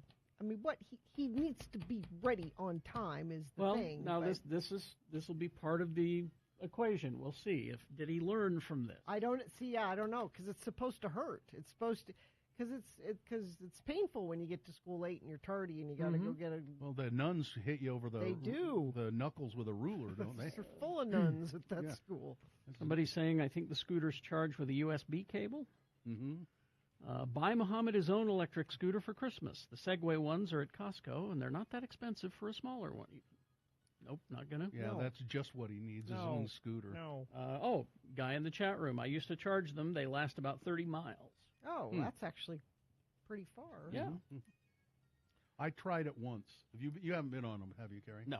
I tried it once out in front of the building here. Right when they first came. And it was It's dangerous. They go too fast. They look fun. Yeah. I haven't tried one just because I didn't feel like downloading yet another app to my phone, and so. But more to the point, he's going to be able to drive himself to school before long. Will you have enough cars? Yes. Wow. Because Joe gave Jonesy his car, so we've had this. This has been a 10-year plan. The 10-year plan. You pay off this car. I know this car's been taken care of, and then you give that car to that kid, and then I pay off this car and give that car to that kid. And you don't make them do anything for it. They don't have to make payments, or no. No. They pay their own gas, and if they get a ticket, insurance, one ticket, then they have to pay their insurance. Wow. Do some chores on the farm. You know what? You pay for it. You know what kind of car my parents gave me? No car. My parents. I had to buy my own car. My parents didn't give me a car. I didn't get one, and I thought when I graduated from high school, they said we've got you something really special for high school graduation. I thought, oh my God, it's going to be a car. It's going to be a car. No, it was a Polaroid camera. No, it's when you go on your mission, Bill. That's when you get the car. You didn't do that, or you would have gotten one. I would have gotten a new Camaro. That was the plan for my friend Braden. Really? When he got back, he found out that the dairy went under. Oh. Didn't get his car. Yeah. Quit the church shortly thereafterward. Didn't get my car. I'm not going to be a Mormon anymore.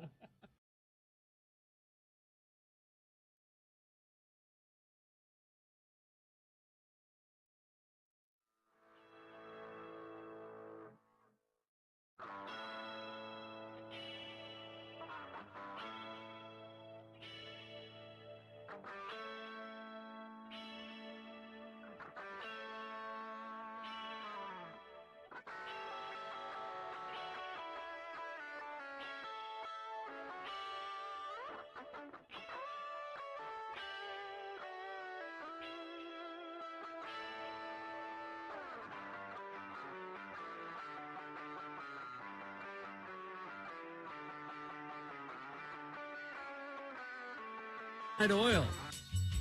It's interesting. I was listening to Midnight Oil on Saturday. Okay, 7:24 right now. We do have big boy news and opinioendo, but first it's time for Boner of the Day. 3 news stories. These are examples of bad, stupid, or funny human behavior. You will decide with your vote of these 3 candidates which one is the worst, which one deserves to be Boner of the Day for today, January 16, 2023. We'll give you 2 candidates now, a third after the news. Once you've heard all 3, you'll vote, and one of you lucky random boner voters will receive... I can't buy it. Gotta win it. Radio from Hell Boner t-shirt. Boner candidate number 1. You lady lawmakers in Missouri, you need to cover up. I think it's ironic because Missouri is the show me state. Mm-hmm. The Missouri State House of Representatives revised its dress code for female legislators and staff members. Female legislators and staff members. Requiring them to wear a jacket, such as a blazer or a cardigan, which has set off a debate about policy or policing the fashion choices of women. The updated dress code, which was adopted on Wednesday by a vote of 105 to 51 as part of a larger package of rules governing the House, drew criticism from some Democratic lawmakers who described the Republican-backed effort as sexist and pointless. Yes. Supporters said it was a small tweak that would help ensure professionalism inside the chamber. Ow. The main proponent of the new rules, State Representative Ann Kelly, a Republican who introduced it, said on the House floor that the new rules for women would mirror the dress code language that is already in place for men and is essential to always maintain a formal professional atmosphere in the House. You would think that all you would have to do is say, please dress professionally, and women would handle it, Ms. Kelly said. You would think elected officials could handle that, she said. Well, I would think that, as a matter of fact, yes. I mean, no one's wearing, Led Zeppelin T-shirts. The amendment took up 4 sentences in a 37-page resolution that established rules governing the State House of Representatives, including how committee meetings are announced and attendance policies for lawmakers. There are 116 men, 43 women in the House. In the state Senate, there is no rule requiring a woman to wear a blazer. Ms. Kelly, who didn't immediately respond to a call and an email seeking comment, said on the floor that she just sought to establish revised rules because even though new female lawmakers were told that a jacket was required in the chamber, there had been some women who believed that, quote, if you're wearing a skirt or a sweater, you didn't have to wear a jacket. Well, because so what? If you can be dressed professionally without a jacket. I mean, as Ed Brass points out, what about Marjorie Taylor Greene? She always has her arms bare. I don't think you can look professional, Gina, if people can see your shoulders, bare shoulders. I mean, all I know is you're never fully dressed without a smile. That's true. That right? They should put that in. Boner candidate number 1. You lady lawmakers in Missouri, you need to cover up. This is your American Taliban. Here's boner candidate number 2. I know a thing about women's health, I know about that women's health thing because I've milked a cow or two. You know, the Idaho State Legislature, every session of the legislature, it says here in the Idaho Statesman, I believe, every session of the Idaho legislature, quote, we can expect a Republican legislator to say something embarrassing that makes Idaho a laughingstock of the nation, like, you know, when Representative Charlie Shepard argued against an early literacy grant that makes it easier or more convenient for mothers to come out of the home and let others raise their child, or when Representative Vito Barbarieri suggested that women could swallow a camera to check on their pregnancy. But usually, you know, you have to wait a couple of weeks for the legislature to get into gear for them to say something stupid. But no, just barely 2 days into the new session, Representative Jack Nelson, Republican from Jerome, Idaho, uttered some strange words of wisdom. Yeah, and it does spell it that way. Yeah. Some strange words of wisdom in a committee hearing. Quote, I've milked a few cows. Spent most of my time walking behind lines of cows. So if you want some ideas on reproduction and the women's health thing, I got some definite opinions. He's never been with a human woman. Not only were his comments offensive and embarrassing, they were odd, given that he was simply introducing himself to the House Agriculture Committee. And that's how he chose to do it. He has since apologized. Why? But why would, if he's just introducing himself to the House Agriculture Committee, what is he even mentioning women's health? Exactly. I don't know. I do know. A, he's a sexist fool, and 2, he's stupid. Yep. And yes, he has apologized. So, boner candidate number 2. I know a thing about women's health. No, I know about that women's health thing. That's the way you put it. Because I've milked a cow or two. So you're Republicans. You know, all right. I've pulled on them. Not the same. All right, candidate number 3 coming up after the news. Yes, it's he was a good man, you know, right up until he murdered his entire family. Yeah. All right, boner candidate number 3 coming up after this. Big Boy News and Opinioendo brought to you by... Cold, flu, and COVID season is here. Boost your immunity now with Prime IV Riverwoods. Get a hydration drip, vitamin C with zinc, and B12 drip for just $79 introductory offer. Find them on Facebook at Prime IV Riverwoods. The Critics' Choice Awards were given out. 2023 Critics' Choice Awards. Some people think that the Critics' Choice Awards are sort of, in a lot of ways, the most important. It's the film critics themselves who, examine these movies in detail. The Best Picture, Everything Everywhere All at Once. Yay! Best Actress, Cate Blanchett for Tar. Yeah. Best Actor, Brendan Fraser in The Whale. Oh, really? Best Director, Daniel Kwan and Daniel Scheinert for Everything Everywhere All at Once. Best Limited Series on TV, The Dropout on Hulu. I'm not familiar. That's the what? The Theranos thing. Oh, okay. Yeah. Oh, okay. Was that a documentary? Elizabeth Mitchell. Not the documentary. No, but- this Not was Mitchell, Elizabeth. Amanda Seyfried played. Oh, Amanda Seyfried. Yeah, Elizabeth, what's her name? Holmes. Holmes. Yeah. I watched the documentary, but not this. Best drama series, Better Call Saul. Yes. Best young actor or actress, Gabrielle LaBelle in The Fablemans. It was pretty good. Best comedy, Glass Onion, Knives Out, Mystery. That's interesting. They put it. I guess it is. It's pretty it's funny. very funny. It's got a lot of funny in there. I loved it. Best acting ensemble. You know, the just the best. Yes, the whole group. Yeah, it's Glass Onion. Yes. Best talk show, Last Week Tonight with John Oliver. Okay. Yes. Best comedy special, Norm Macdonald, Nothing Special.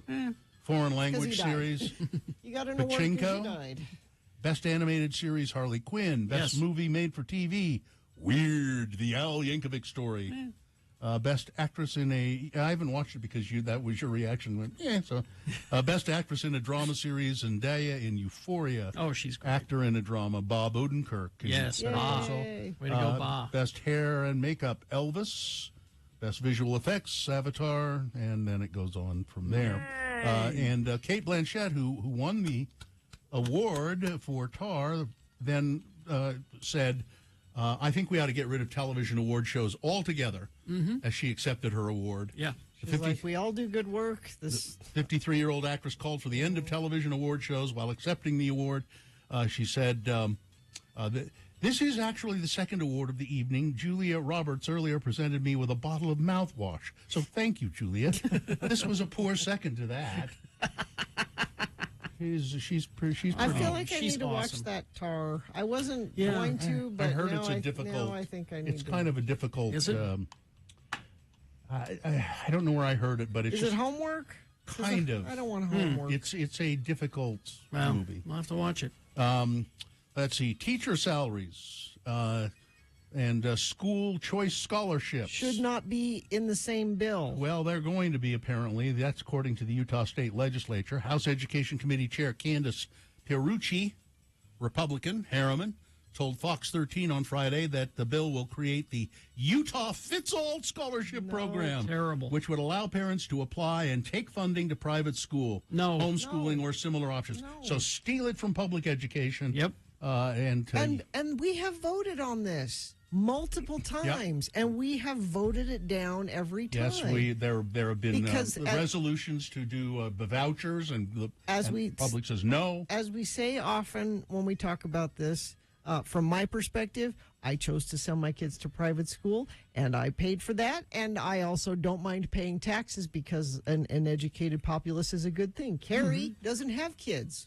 What? So how does this affect people that don't have kids? Why should he have to pay taxes at all for that? If their theory is my taxes should follow my child, well, where do Carrie's taxes Yeah, where's my go? taxes go?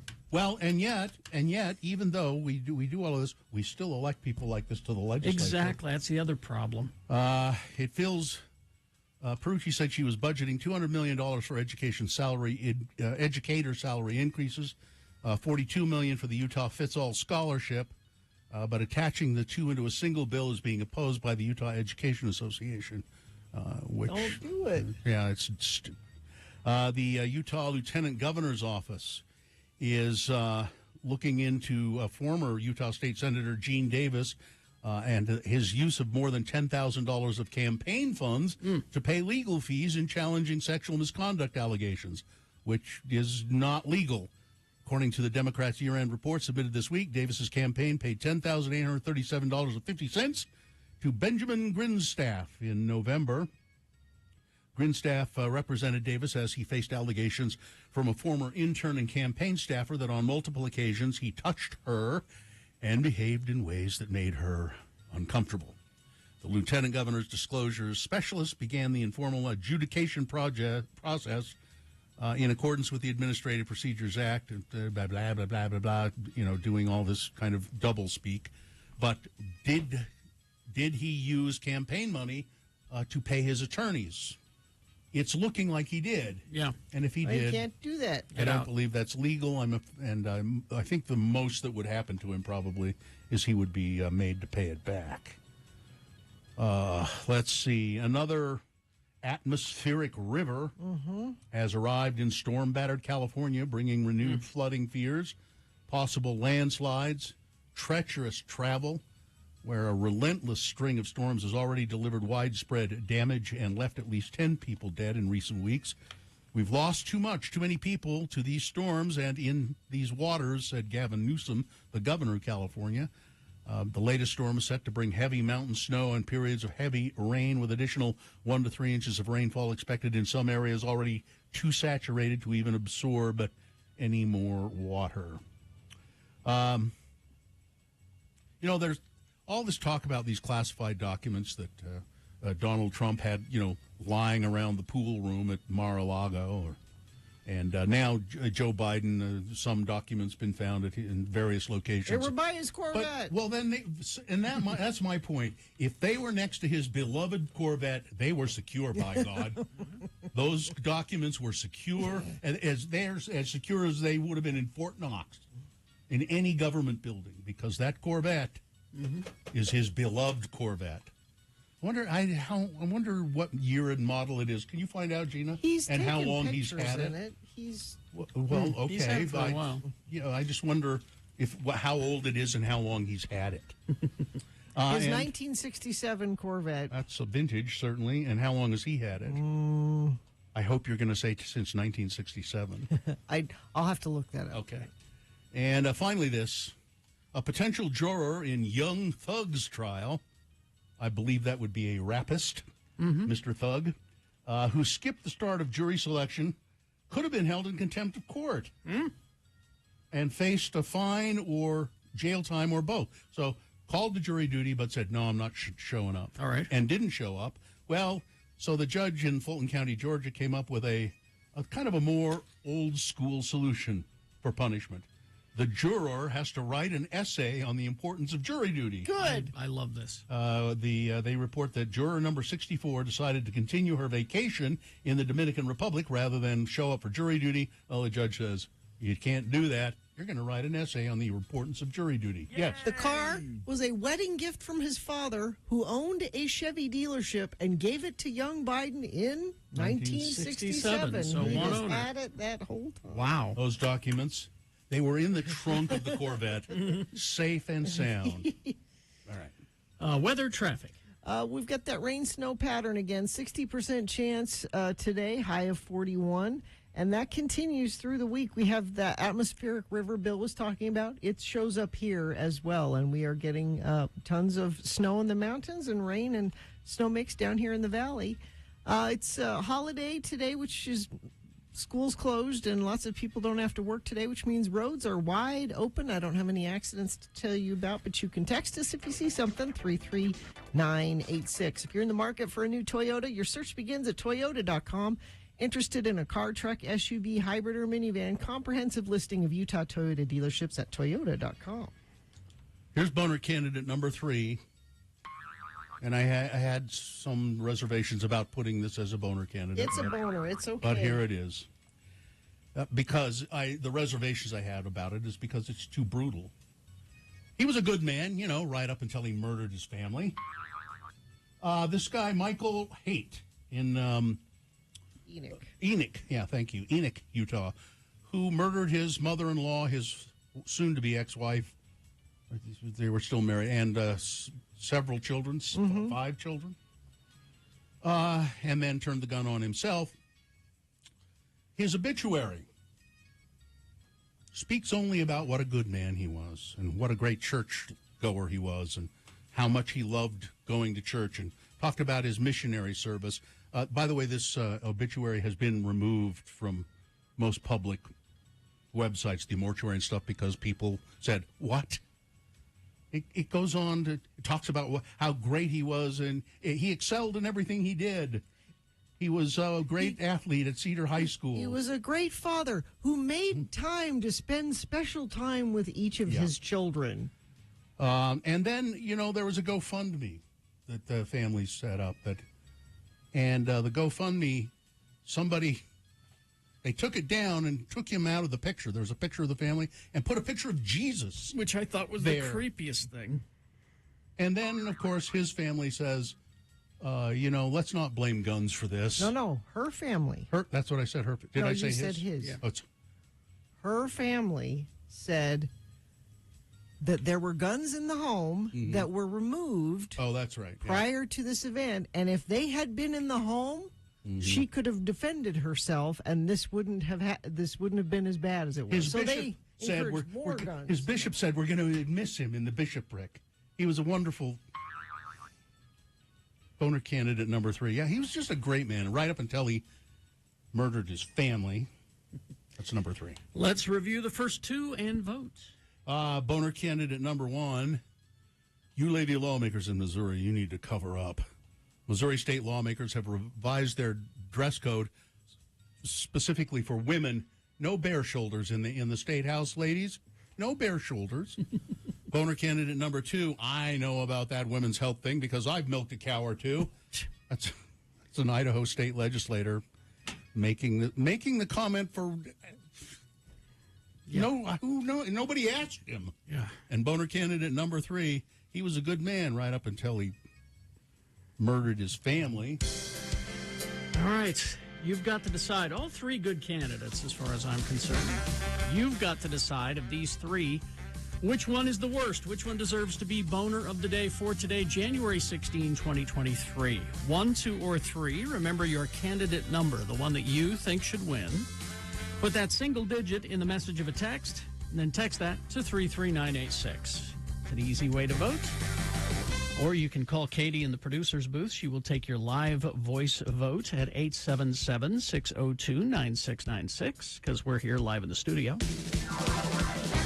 Or you can go online, x96.com. Look for the box that says Boner of the Day, January 16, 2023. If you don't see that box, refresh your internet browser. Boom, there it is. Click and vote. Oh, you've only got 3 minutes to do it, though, so let's go. This is Boner of the Day.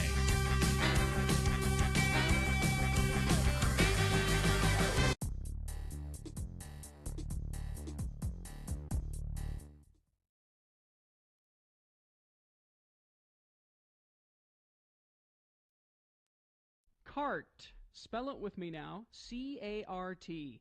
And now we'll use it in some dialogue featuring our 2 Utah friends, LeVar and LeGrand. Come join the boys now as they drive the highways and byways of our great city, Salt Lake. LeGrand is driving. His friend LeVar is an unwilling passenger. Again, the Utah word is CART. Listen, Mr. Elder LeGrand R. Dunn Jr., I appreciate you driving me to my appointment and all, but you're scaring me to death with the way you're handling this automobile. I think we may die before we get there. I've been driving this Reliant K car without so much as a fender bender for 8 years now, LeVar. I don't think you have no room to talk about how I drive. Watch out where you're going, you flipping fool! There, you see, LeGrand, that's just what I mean right there. You cut in front of that guy there, almost rammed into him, and then you honk and yell. It was your fault. The gall-danged mother flipper saw me signal and just wouldn't move out in the way. He should have moved out in the way. Look, why don't you just pull over and let me behind the wheel of the K before you give us both ulcers? Because you haven't a driver's license at this particular junction of time and space. You cannot legally drive. That's why we're driving to the traffic cart, to meet your liar. I have my doubts whether you will get it back, though. You run over a person in a pedestrian crosswalk. Well, the cart isn't going to look on that very favorably. First off, I didn't run over nobody. I just knocked the guy down. Hell, he jumped right back up, started yelling bloody murder at me, and then it was me that was the one who calmed him down and helped him find most of his teeth. And second off, I fired my liar. He said the best he could do was keep me out of the state pen and in the county lock. He weren't no help at all. So I will represent myself in CART. Well, you know what they say, LeVar. A man who serves as his own liar in CART has a dipstick for a client. Oh, come on now. Whoever said that? Smartest liar ever. Who, F.G. Bailey? Or that Melvin Belly? Maybe it was that Lehigh McKenzie from L.A. Law. Nope. The smartest liar ever was Perry Mason. Never lost a case in CART. He was good. Hey, do you ever look at his secretary, that Deli Street, and have impure thoughts? Yeah, when I was a kid. When I confessed to my church leaders, I was afraid they'd haul me into the bishop's cart.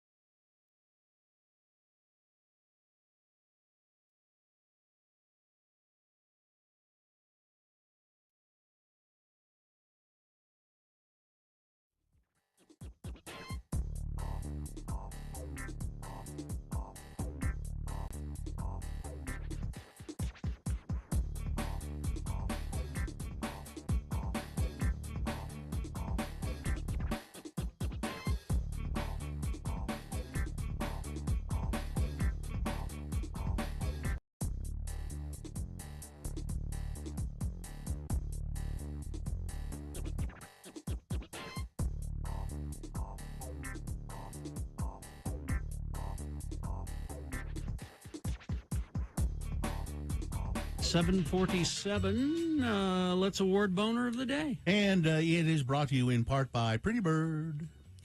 Oh, yum. Oh, and yeah. Gracie's open daily for lunch and dinner, brunch on Fridays, Saturdays, and Sundays. Watch your favorite sports in high def or enjoy food, drinks, live music. Gracie's at the corner of 3rd Southwest Temple, adults only. Yum. Well, boner candidate number 1 on any other day would have done quite well. Mm-hmm. The lady lawmakers, you need to cover up them bare shoulders there in Missouri. But came in a distant third as number 2 and number 3. Number 2 being the Idaho legislator who knows about women's health things because he milked a lot of cows. And then, of course, he was a good man, right up until the time he murdered his family. It was a fight between those two, but, of course, ultimately winning the boner of the day was number 3. He was a good man right up until he murdered his family. Guns are a great tool for keeping things from escalating out of control. Yeah. There's your boner of the day for today, January 16, 2023. Now qualified to be boner of the week. I was reading local news this morning, and I saw this, if I could find the story real quickly, but it's this furniture store that's been in Salt Lake forever and ever and ever. Cannell's. You know what that is? Yeah. They're closing. And I just thought it was kind of an interesting story. They've been there for 70, there it is, 70-something years. They're 75 years. They're on the corner of 7th South and 3rd West. Just right down there. So, and I've never, have you ever been in there? I think I have, yeah. Yes, we have. It was a long time ago, but we did when we were. I can't remember what we were looking for, but we went there, and I was fascinated by everything that they had. Now, their website says they've been around since 1918, for 100 years, locally owned and operated. Oh, here it says 75 in the. Which I think this is maybe in the current location. Yeah, but it says it's now. And there's a picture here of Kim Cannell Nielsen and her father, Plato Cannell. X96.com/live. Mm-hmm. There they are, and they're closing the store down. Now, it says, she says, we're ready to retire. I guess there's a big banner on the outside of the store. It says here, it opened in 1948, has been, had different names over the years, Cannell's Sales and Service, TV Sales and Service, Cannell's Furniture, the $99 furniture outlet. So it was Cannell's grocery store first. That's what happened to 100, and then they pivoted. It looks pivoted like to furniture, just furniture. And I feel bad that I've not been in there, but I guess there's still time. And they're not. You're the one sale that would keep them from closing. No, I don't think that's why they're closed. They're closing because she says we're ready to retire, and of course.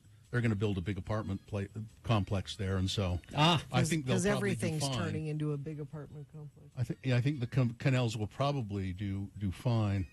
But I was wondering.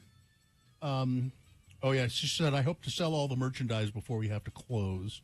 So there's probably some good deals going on. Yeah. There. Maybe I'll stop in there today. But then it got me wondering about another furniture store in town. And every time I pass by that, I think, can I guess? Yeah, you probably can. I think who goes there? Is it that one in Sugar House? Sterling. Yeah.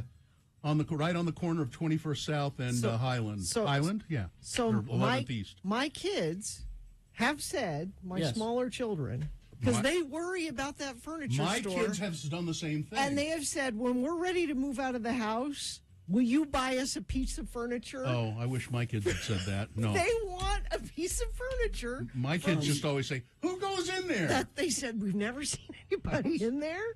I mean, now you don't go. That's funny. They say the same thing. Yeah, they don't. Now we haven't gone in there, so there could be people in there, but I don't ever see people going in or out. Yeah, it always, whenever which is rare, I don't drive in that area anymore because it's so crowded. Yeah. But the times that I've driven by, I've often thought, is it abandoned? No. Now guess how long they've been there. Just guess. They've been there 70 years. 1875. So a little more than 70. Family owned and operated since 1870. If you know anything about, just just call us or email us. You know, you can call right now. Yeah. 877-602-9696. I'm just curious, you know, and I wonder. Back over a century ago in 1875, Hans Madsen, a master cabinet maker, pioneered. Madsen? Yeah.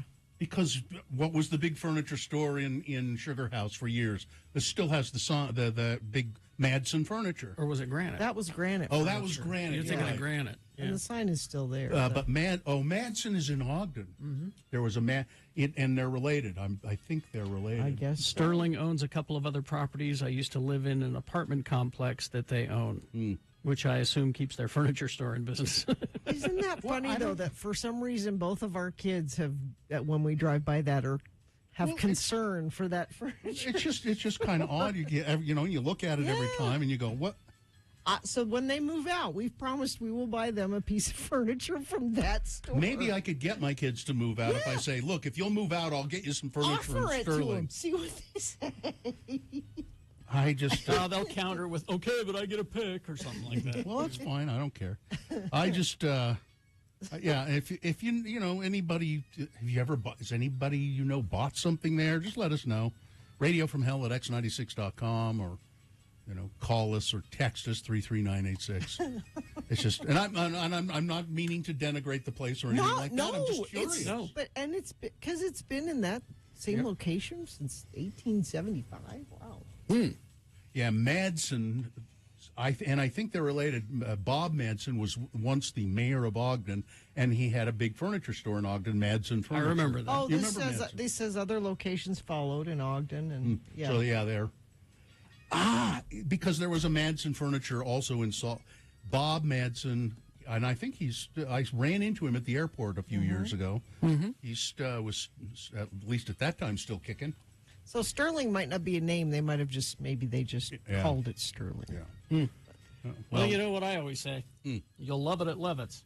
You'll love it at Levitt's. Granite Furniture. That's right. I have. Was the one with what the about the Waterbed Warehouse? What I about have. that? I have chairs on my front porch from Granite Furniture. Does anybody have a waterbed anymore? Is that a thing anywhere? Well, we do. We have a Waterbed Warehouse ads, and there's here. We do? Yeah.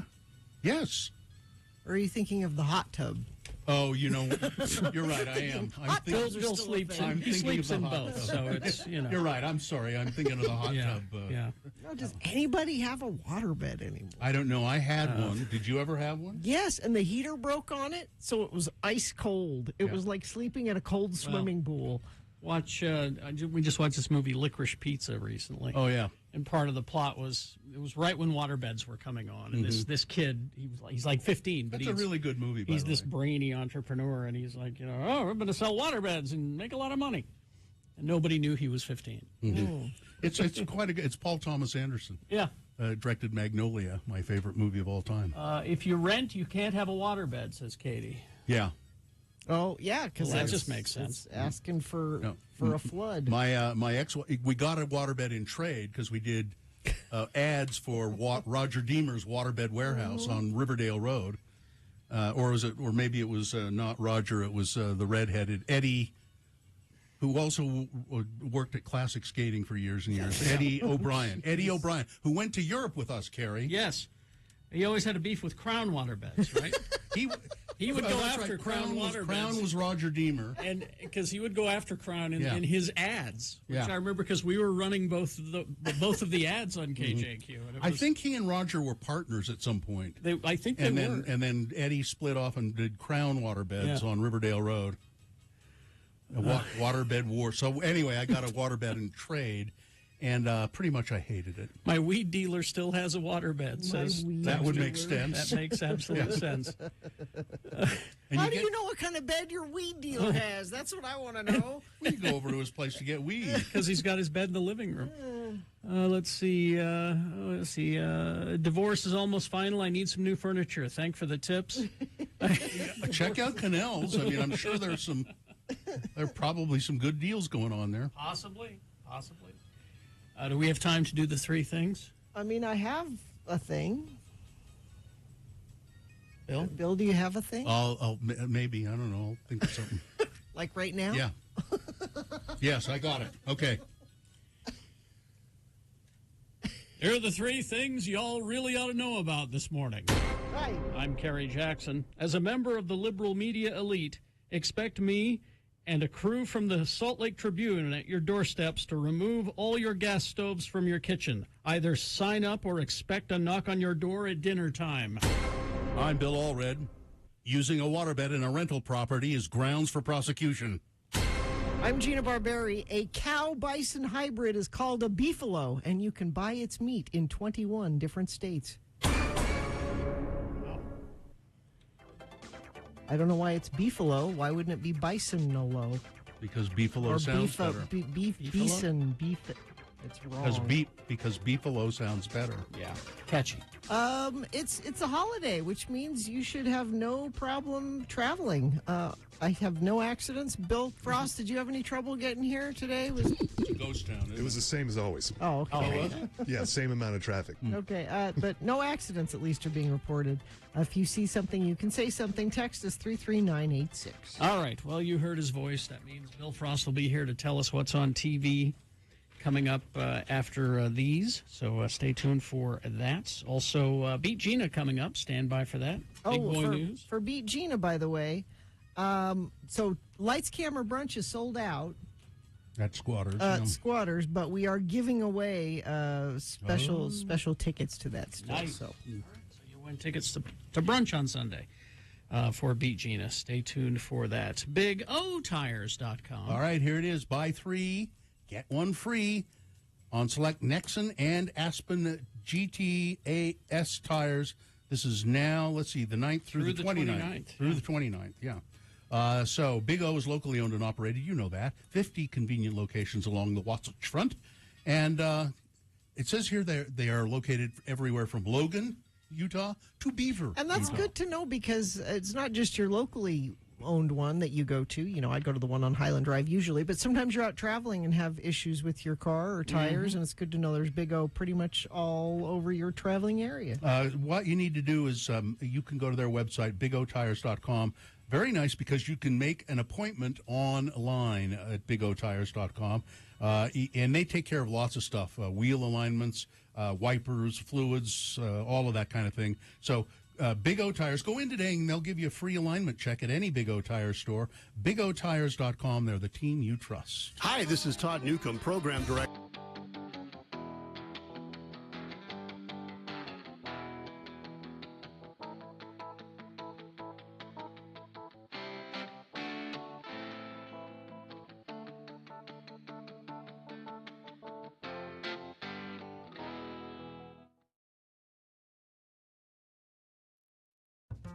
I don't know how it happened, but somewhere along the line, a rumor started that I hate kids.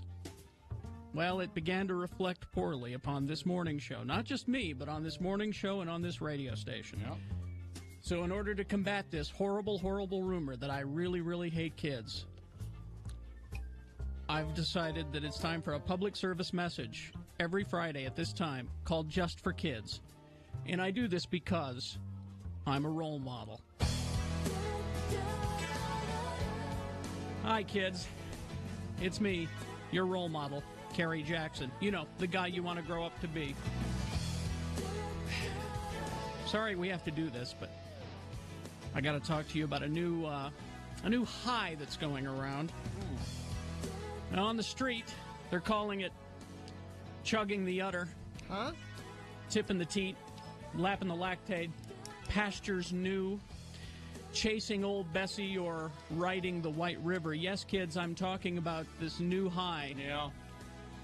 And I'm here to tell you, you should never, never try to drink an entire plastic jug of milk in the space of an hour. Never do that. Don't do that. Now, I'm talking the vitamin D milk, not the 2% or the low fat. All right. The strong stuff. And it's got to be the real thing. It can't be that lactate. Don't ever drink an entire plastic jug of milk in the space of an hour, okay? Now, some say that it creates a kind of euphoria, kind of like the time I drank too much Jägermeister. I mean, woo. I was messed up. Now, others say that the human body cannot possibly digest that much lactose in an hour, and it will just make you vomit. Be careful of those people, kids. Those people are called scientists. And as our president has made very clear, scientists cannot be trusted. Besides, they just want to keep this secret all to themselves. So never drink a gallon of jug in the space of an hour, because when you chase old Bessie, nobody wins. This is a message from me to you, kids.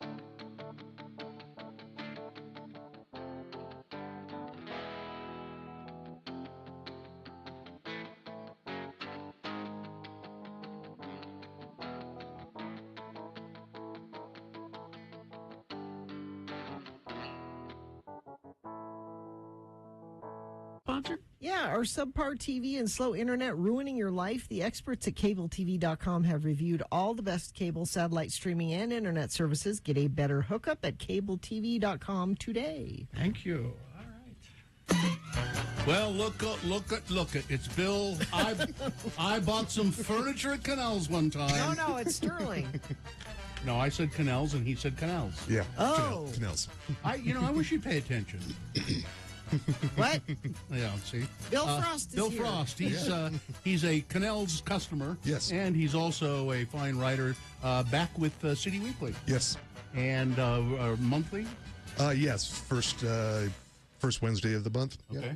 And Bill does that. He's a fine musician as well. He has a podcast called TV10, and you can find most things Frost at BillFrost.tv. I know. All things Frost, really. Okay.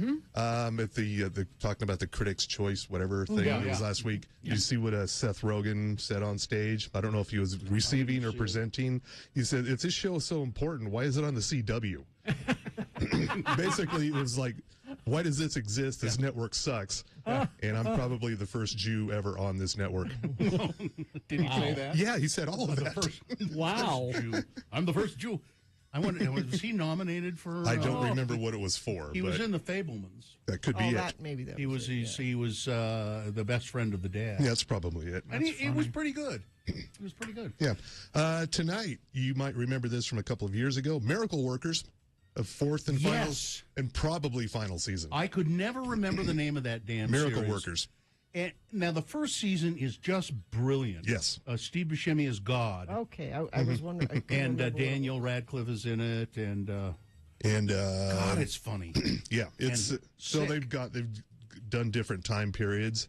Last season was the Old West. Now they're in the future, the Mad Max future. Oh, okay. And it's still Steve Buscemi, right? Still the same people. Mm-hmm. Yeah, it's but TBS has pretty much killed off all of its scripted programming. Really, like the last OG, like Chad, they didn't even show the second season. It's already made. Well, where can I see that? You can't. Yeah. Because they would have to pay them, Carrie, if she showed them. So this is TBS. TBS, yes. And I would guess it's the final season. I think I read that somewhere, too. Just going by the way things are going. As a matter of fact, I think I And if did you you also, write this in a column already? Possibly. I write a lot of stuff. I don't know if it's already gone. Anyway.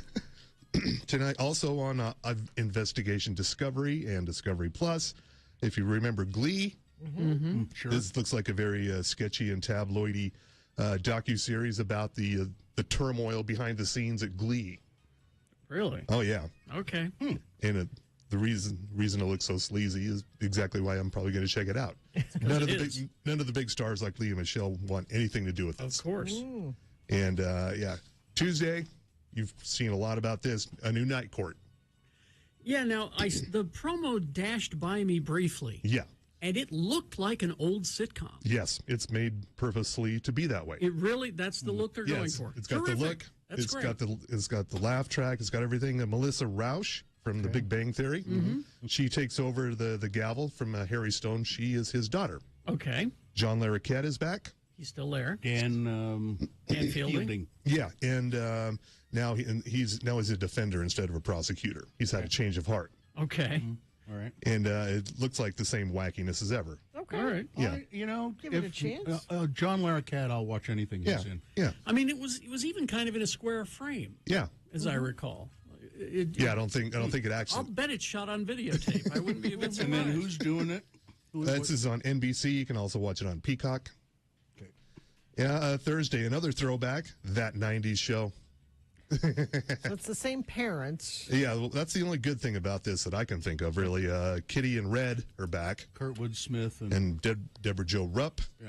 And this is set in 1995. And the daughter of, what's his name, Eric and Donna, is now hanging out at the house. And so all of her teen friends are like, oh, sure, hang out in the basement and smoke weed. Okay. Yep. So in the 90s, they still smoke weed. Yeah, yeah. That's still that. Okay. Yeah. And Kana, I can attest that Okay, in the I don't know. 90s, they still smoked weed. Okay, You know what? What? In the 2000s, they still Really? smoked weed. Yeah. And, the old stars like Ashton Kutcher, Topher Grace, the rest of them will be dropping in Oh, here really? and there. Yes. Okay, all right. Yeah, even Ashton Kutcher. For you gamers out there, the second season of The Legend of Vox Machina on Prime Video. It's an RPG game. If you know, you know, and if you don't, So is this a? it's animated. Oh, okay. It's sort of a sword and sorcery kind of thing. Yeah. Okay. And also the third season, we've talked about this show before, Murder, She Potted. Truth Be Told, Apple TV Plus, Octavia Spencer. Instead of writing books, she has a podcast about murder, and she helps solve murders. Okay. Oh, okay. And 3 seasons already have gone. 2 seasons have already gone by you. No idea. Yeah.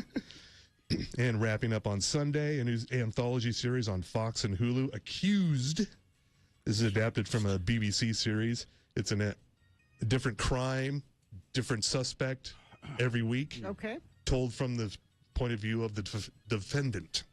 So this has got people in here like Michael Chiklis, Margot Martindale, That's Rachel your friend Bilson, Margot, Bill. Yeah.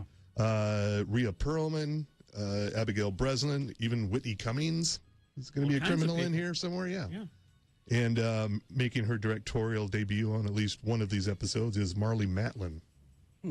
Directorial Yes. debut. I thought she's directed stuff So did I. before. I was surprised to All see right. that. Yeah. Okay. So I watched the opening episode of This Is The Last of Us. This Is Us is a completely different Right. show. The Last of Us. It's really good. Yes. High production value, great performances. Tense, very tense. The opening, the first 20 minutes are just like, I'm going to watch it today, but Yeah. the review I read says that it's actually redeeming zombie shows. In video game shows. Yeah, and video game shows. 'cause it's a zombie show, but it's something else. Yeah. Yeah, Okay. And you like the mushroom people. And you get to see Pedro Pascal. exactly. Sure is With his- good. With his helmet off. And that young woman from Game of Thrones. She's really excellent as well. Mm-hmm. And the young girl who plays his daughter at the beginning of the series, Yeah. absolutely great, just great. So Watched, is it Fleischman's in Trouble? Is that Fleischman is in trouble, yeah. Fleischman is in Trouble. I watched that. That's getting Did you watch the whole thing? Whole thing. Did you get to the last episode and think, wait, are we done yet? That's part of the problem with this show. Yeah. I mean, it's There was no resolution. there's good performances all around, Mm-hmm. but Is it Jesse Eisenberg? it's also how much tolerance you have for Jesse Eisenberg. Yes. And he's able to go through all 8 episodes with the same facial expression, which I thought was fascinating. Well, but he's mean Michael Cera. he's mean Michael Cera. That totally makes sense. Yes. Now, see, if I'd have watched it with that attitude in mind, I would have been. Is it a comedy? No. It has. It It has also some not funny totally a stuff drama. in it. Yeah, It's not a drama It's like either. right on the line there. Is Fleischman really in trouble? It's well, one of them is. It's these rich people who have it made who have problems. I don't care. Yeah. It's pretty white people with problems. Yeah, you know. Anyway. I don't care. I'm a pretty white person with my own problems. Yeah. All right. Well, thank you, Bill Frost. Bill Frost, ladies and gentlemen, read his work in City Weekly, and you can go to billfrost.tv for anything else you want. Yeah. Traffic. It's been a fairly light traffic morning. Let me refresh this, make sure nothing has happened in the last few minutes. Nope, I think with the holiday, there's not a lot going on. But if you see something going on you think friends of the program need to know about, you can text us 33986. Listen to Radio from Hell all week long to win an immunity armor drip from Prime Ivy Riverwoods. They're at 4801 North University Avenue in Provo. If you text us right now, the word hydrate, HYDRATE, hydrate, to 33986, you could win an armor drip. This is infusion with vitamin C, zinc, B vitamins, vitamin C, and more. It's a $250 value. All right. Beat Gina is coming up next. We got some messages and then a song, and then we'll play Beat Gina. 877-602-9696. If you can beat Gina at multiple choice pop culture trivia, you'll win tickets to brunch on Sunday with us. Yeah, you can't buy them anymore. It's sold out. So. Mm-hmm. That'll be at Squatters, so you got to be 21 in order to attend the brunch and / recording of our Not Safe for Work podcast. Upstairs in that big old, what's that room called? The grain? No, the it's granary. it's Oh, man. It's the upstairs. Let me look. It's Yeah. nice. Anyway, but that's what we'll be giving away for Beat Gina. 877-602-9696 is the number to call. RandLife.com/X96. There's a whole bunch of stuff in yellow highlight on this piece of Rand Life copy that they provided me, so I think I'm going to focus on that. Okay. RandLife.com/X96 is where you'll find further information. You know, they are a local mortgage company. They have the mortgage on my house, and they have for a number of years, and they've always been great to deal with.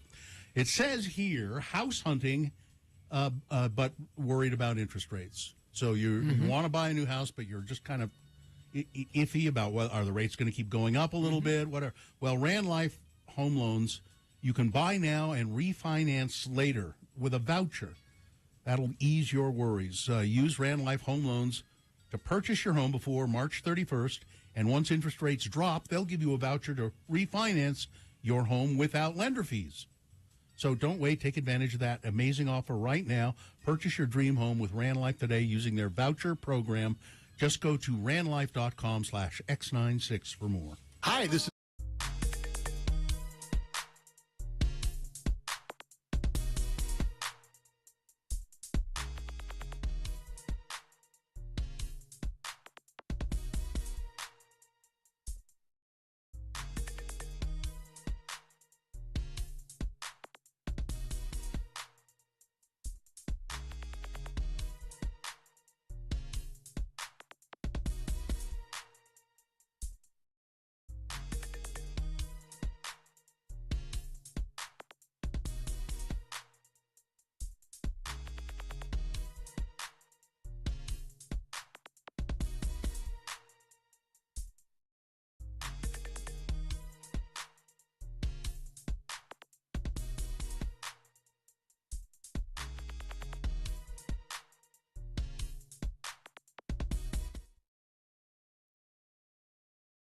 Liza Brarian stopped by to pick up a couple of things that we left for her.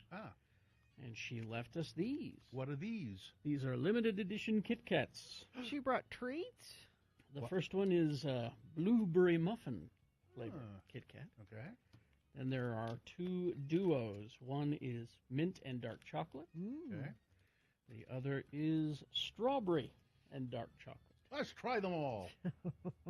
You're hungry, aren't you? Yeah. I've been looking at this Snackle box. You could put these in your Snackle box. Sure could. Put those in your Snackle box. Put that in your Snackle box, baby. Ooh, right away you can smell the strawberry when you open this one. Yeah. Are these readily available? I do not know. It's funny. I never see stuff like this when I go to the store. I don't either. Okay. It's part of the reason is I'm not looking. You know, I don't buy candy very often. Almost never. Can I just break it off? Break it off. Break off a piece of that Kit Kat Football cream. It doesn't taste very strawberry. Eat with the red side down. Okay. Yeah. Let's try it out. Well, Okay. That's good. Kit Kat. What else you got? Now, you're not a mint chocolate fan, are you, Bill? Not too much. Okay, then Gina and I will just eat this one. Okay. Yeah, I don't know why. It's not a combination I like. This Bill doesn't like the classics. You just like weird stuff. Yeah, that's me.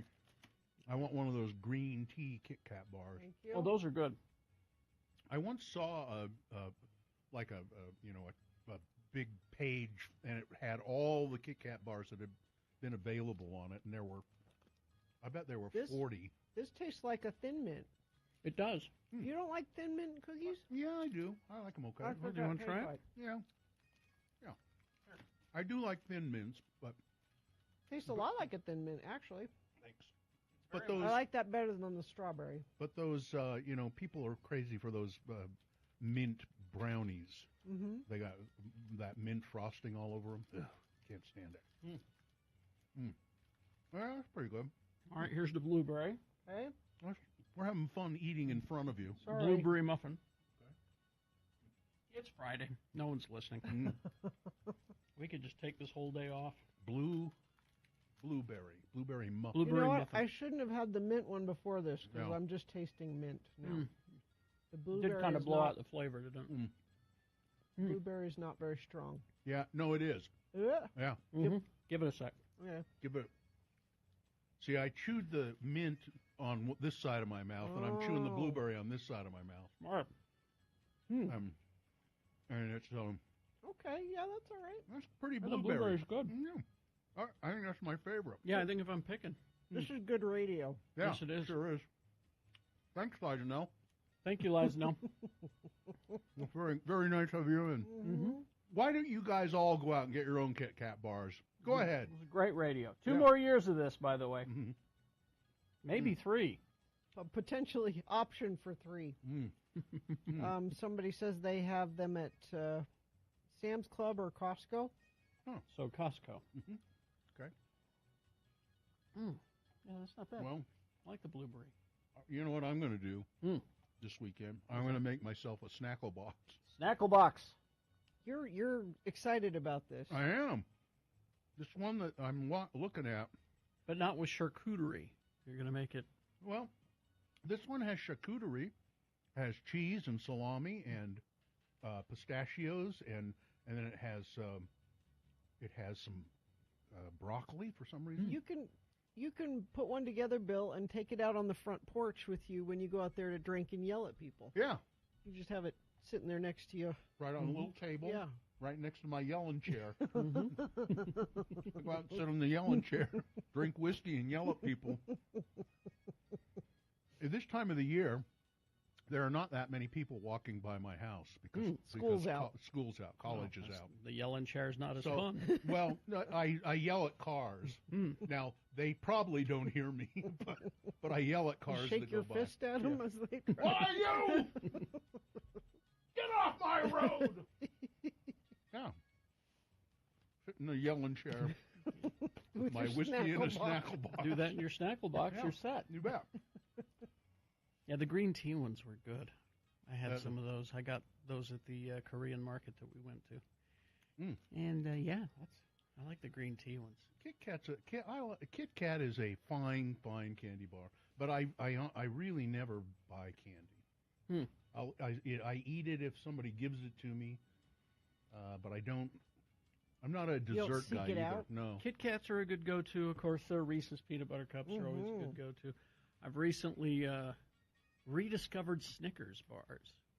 And because I never went near them because they, to me, were just so ordinary for the longest time. But now I've gone back to them and I went, oh, no, there's a reason this is a classic. Now, Snickers is chocolate and it's caramel. Covered in chocolate. It's got caramel layer, and nuts. Peanuts, and nougat. Yeah, and nougat, that's right. Nougat in the middle there. Yeah, I didn't get to this. This is a food item that's apparently come out. Everything has to be flamin' hot these days, it seems. Flamin' hot Cheetos, flamin' hot Doritos. Well, are you ready for flamin' hot Cinnamon Toast Crunch cereal? No. Now, see, I read that. Billed as General Mills' first hot cinnamon cereal. So it's not hot like cheesy hot. It's hot like cinnamon hot. It's cinnamon hot. Okay, maybe like a fireball. Cinnamon, like an atomic fireball. Yeah, cinnamon can prove to be spicy, but this new crossover product gets an additional spice, not just from cinnamon, hot peppers. Yep, they put there. It says it seems absurd, but it actually tastes quite good if you are into the hot stuff. You know, I'm not particularly. I don't care for them. I think they make hot Cheez-Its. Flamin' hot Cheez-Its, I think. I'm sure they. If they aren't, they're stupid. It's called Cinefuego Toast Crunch. Cinefuego Toast Crunch. It's sold exclusively online at Walmart.com. I'd try it. Give it a try. Well, if somebody gives me some, I will, but I'm not going to buy it. It's in a bag that doesn't look like a cereal box. It comes in a pouch. So I think it's a snack, not necessarily a cereal. Like it wouldn't taste good with milk, but I mean, take a handful of it. You could, but it looks to me like it's a snack. At the end of this story, it says, "Whether you dare to try it with milk is up to you." That's the answer right there. It's a snack. It's blasted with Cinedust. It says. So am I. Well, I'd like to get blasted with Cinedust. Right. Maybe I'll take some on next to my Yellen chair. In your snackle box. Yeah.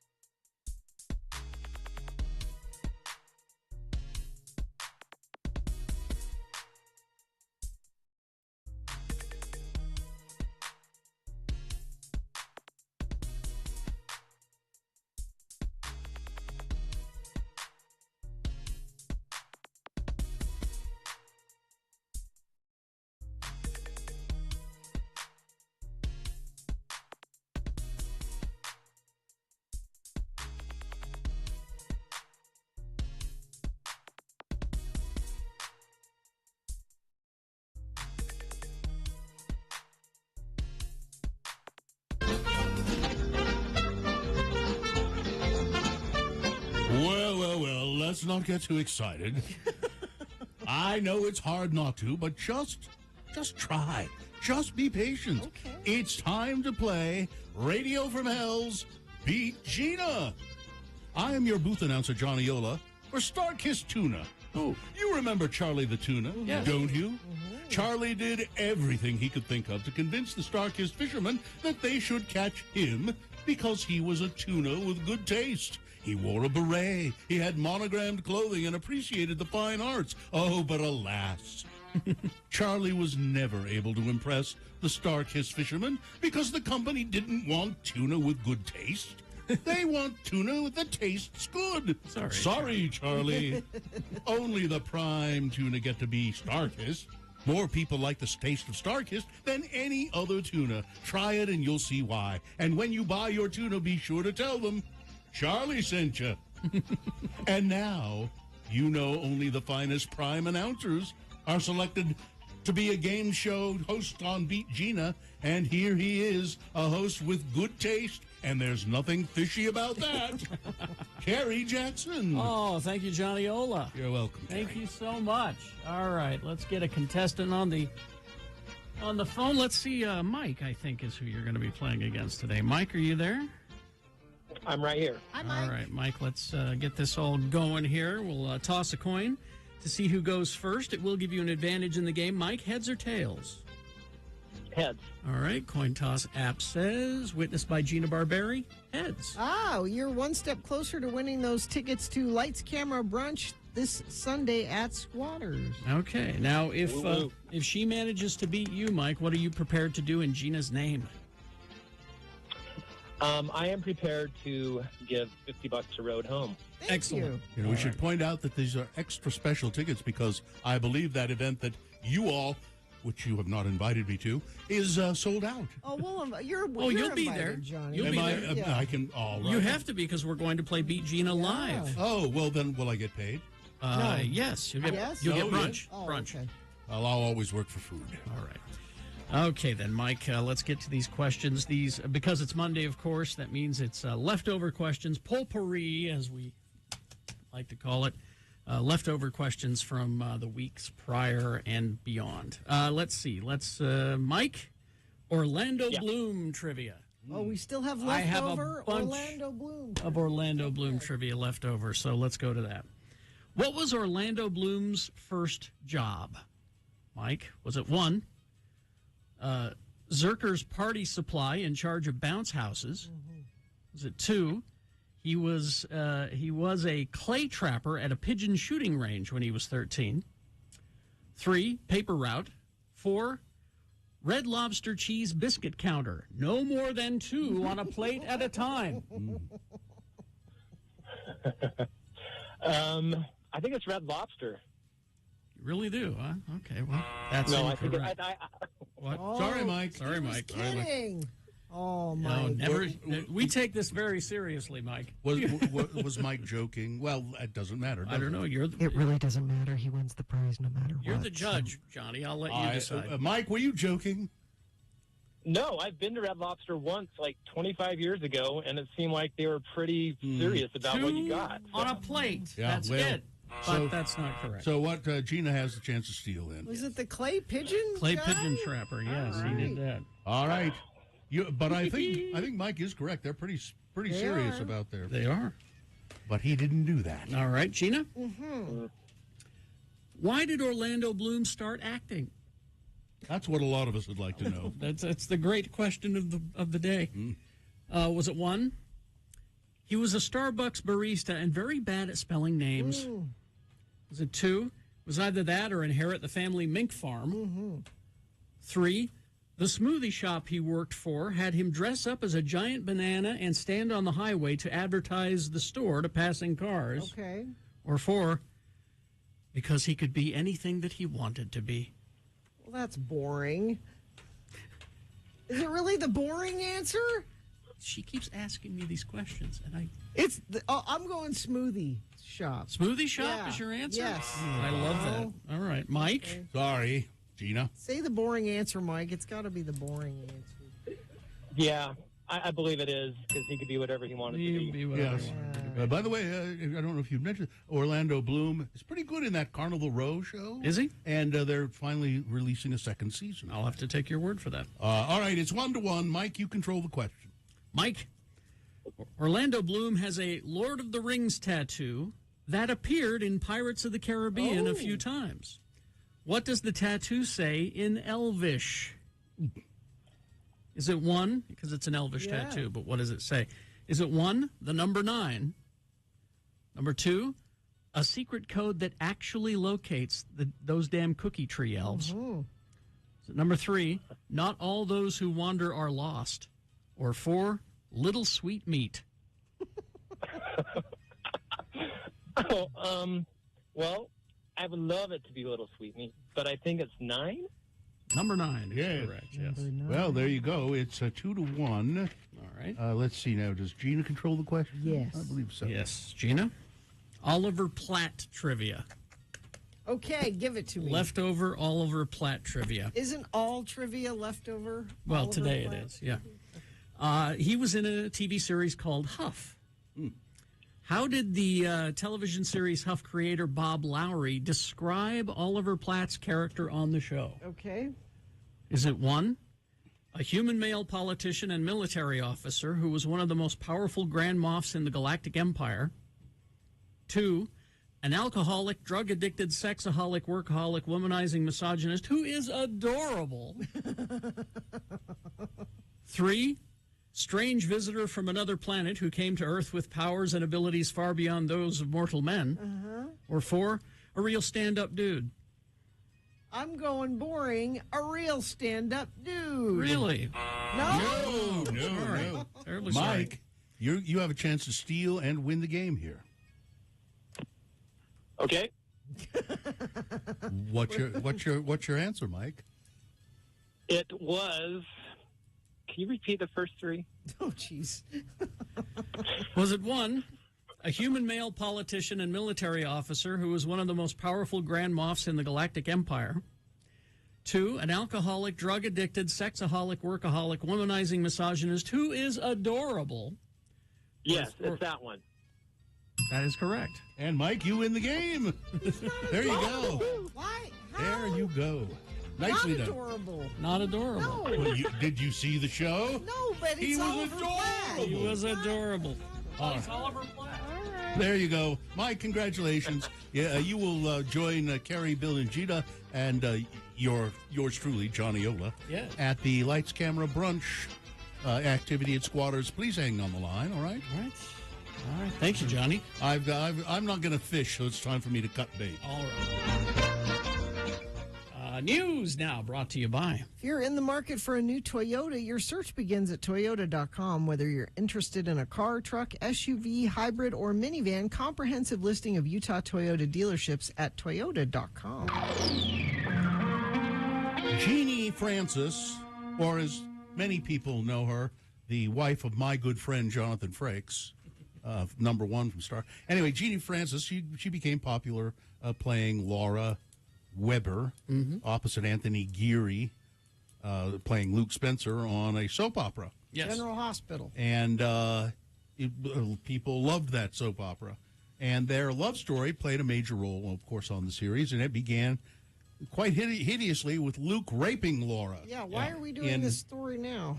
Because she's talking about it. She's talking about it in a 1979 episode.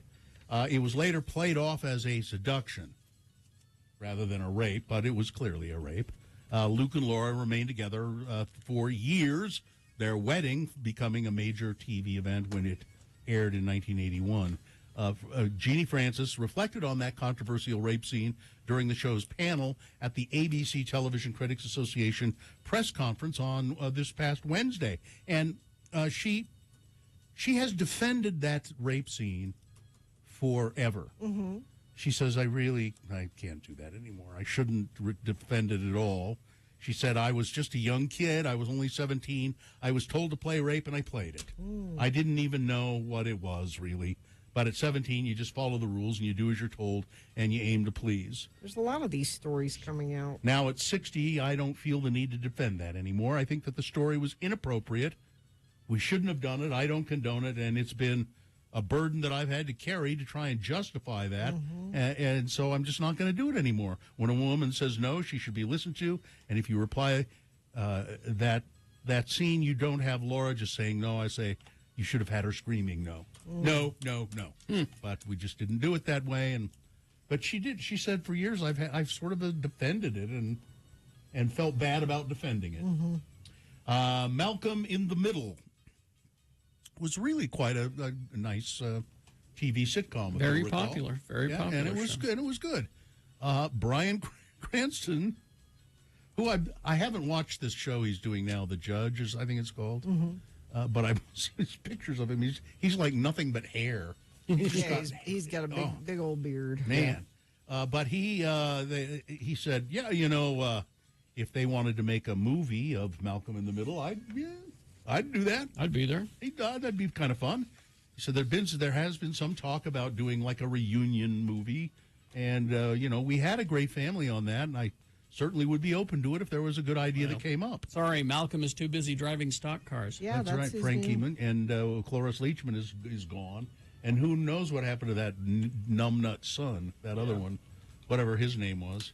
But I always had sort of a crush on Jane Kaczmarek. So. Yeah, she's great. Yeah. Let's see. One pedestrian killed and 2 injured in hit-and-run accidents that occurred in the early hours of Sunday here in Salt Lake. One person dead. The incident happened around 1:45 when police got a report of a man lying on the ground near 7th East and 5th South.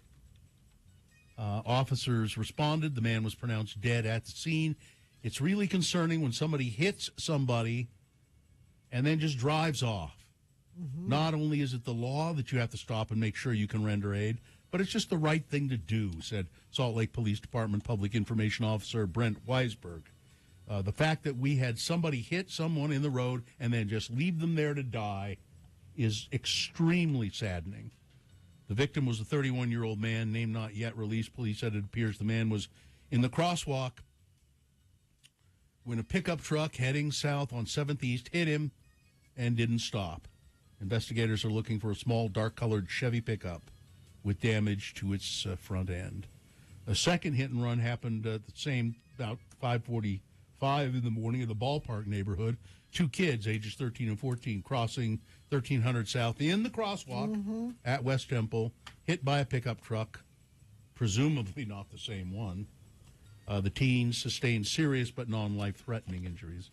It's when it's dark and you're I almost hit a couple of people a week ago when it was dark and I was dropping off one of my kids at some place, and I go to make a turn and realize, oh my God, there are people in the crosswalk here.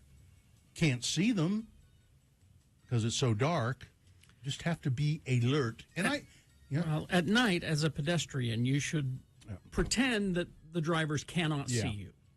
Just in your head, that's the way you need to think. But the thing about the kids, they were in a crosswalk with a crossing guard. Yeah, that's different. With a crossing guard. Oh, I didn't catch that. Oh, yeah. This is completely different than driving. The one that happened, and I would advise you what Carrie said, because those 2 people that I didn't almost hit them, but it sort of startled me because I didn't see them at first. They were just like, there was, we just got crossing, and they were in a crosswalk, but they were, not, and damn it, you people who don't use the crosswalks that have lights, you can press the button, and you don't use those. What's wrong with you? Well, there are also people that don't stop for those pedestrian lights. Where it's not an actual intersection, but it's just a crossing place. Yeah, you don't have to stop for them if there's nobody in the crosswalk. But there are people that don't slow down and keep going, and it's a problem. Also, making right-hand turns. People, when they're scooching out and you're looking left to see if cars coming, but you don't look right to see if people are crossing the street. A spokesman for Nepal's Civil Aviation Authority said a flight data recorder and cockpit voice recorder have been retrieved from the site of the crash of a passenger plane that went down on approach to a newly opened airport in the town of Pokhara, killing at least 68 of the 72 aboard. I think killing at least 68. I think they just haven't located the other. Is that bodies. airport you flew into? No. Now, Nepal has one of the worst air safety records in the world. No, the airport that I flew into this was from Kathmandu to Pokhara, which was it's like a 20-minute trip to the interior of Nepal, central Nepal. Where I flew from Kathmandu up into the Himalayas into a really sketchy airfield called Lukla. And, when I first heard of this accident, I thought it was that same one you... No, and this was a large... 72 people. The planes that fly into Lukla that I was on, I think there may be 30 people at tops. I told you that story of flying. So they have a flight attendant on there, and they pass out cotton balls so you can put in your ears because it's noisy. And then one of the guys that I was with, he couldn't get his seatbelt to work. It just wouldn't work, and the flight attendant came over, tried to help him. They couldn't get it to work, and finally the flight attendant just said, "Well, just if anything happens, just grab the seat and put your head down. You'll be fine." Yeah. Sports weather traffic. Well, Trevor Lawrence threw 4 touchdown passes Saturday night to lead the Jacksonville Jaguars back to a stunning come-from-behind win over the Los Angeles Chargers in a crazy AFC wildcard game that will never be forgotten. Festus went to the game because he's a Jacksonville native now. So how does Trevor Lawrence celebrate after that comeback win? Where do you go? Well, you're in Florida. Can you guess where you go to celebrate? I know. Waffle House. The Waffle House, of course. Go to the Waffle House. There were pictures of him celebrating at having the a Waffle great House. time. Yeah. Let's see. The Jazz are on the road today, and it's an early game, 2:00 tip-off against the Minnesota Timberwolves. That's your sports. Weather. So it's kind of nice right now, at least downtown. It's partly cloudy. There is a 60% chance of rain and snow likely. That's going to happen a little bit later today. Looks like between 11 and 2 is when it's likely to start. And then overnight tonight could even dip down into the freezing point, so we might see some snow overnight tonight. And we're in this pattern, looks like most of the week. Let's see. Traffic. We still don't have any accidents to report. That's great news. I know we've got kids out of school and lots of folks don't have to work today, and that shows in the traffic report. But if you do see something you think friends of the program need to know about, you can text us 33986 and we will report it for you. Thank you very much. Take a break. We will be back with some geek news for you. Stand by. Listen to Radio from Hell and Home when you first wake up. Just tell your smart speaker.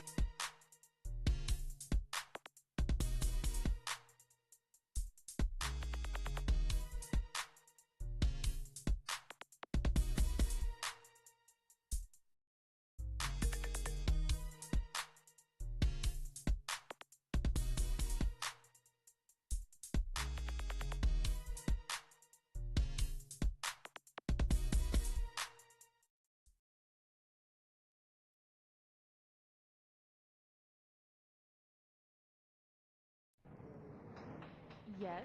May I help you? Carrie Jackson and Bill Allred here to see Mr. Acme?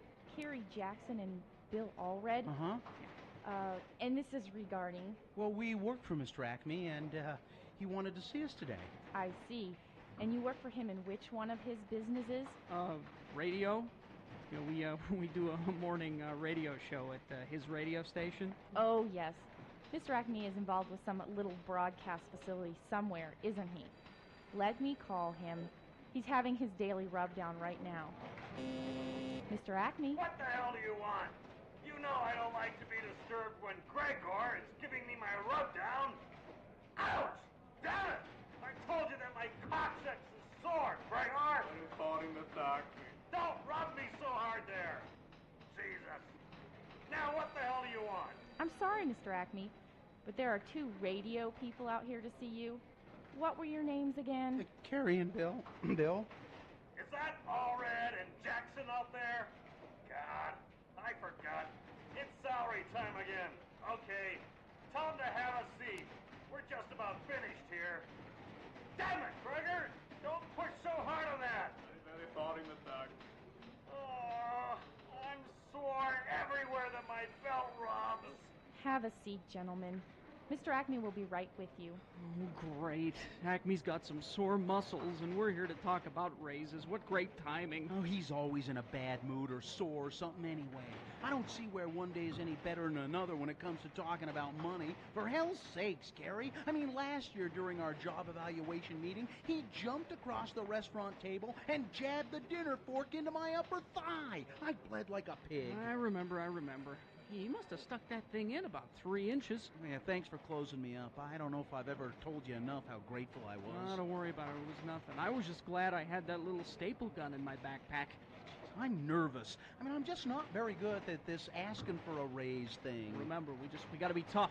We got to stand our ground. I mean, sure, we're asking for a lot, but we work hard at the radio station. I don't think that 15 every 2 weeks is too much to ask. But Carrie, 15 every 2 weeks adds up to $30 a month. I'm telling you, it's too much. He'll never go for it. I think you're right. We got to get out of here. Oh, okay. Here's what we do. What? I'll pretend that I'm sick, and then you pretend to rush me to the hospital, okay? Okay. Oh. Ma'am, will you tell Mr. Acme we'll be back some other time? I've got to rush my partner to the hospital. I think it's his ovaries or something. His uvula or something. You're going to be okay, partner.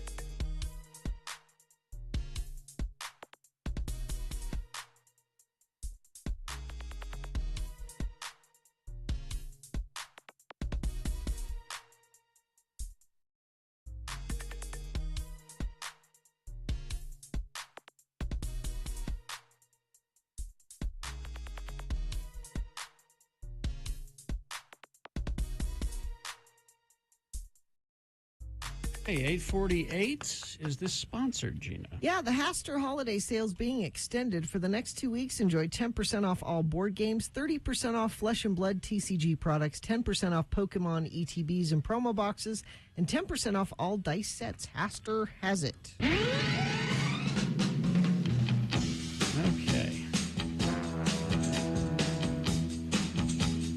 All right, 849 right now. Let's see. Okay. Did you feel that? What? Did you feel? No. It happened. It happened just recently. I don't. What? Well, HBO. They announced this. Their new show, The Last of Us. And people are really excited about it, and they're watching it and everything. Did you feel just a few days before that? Did you feel your HBO Max subscription price go up? No.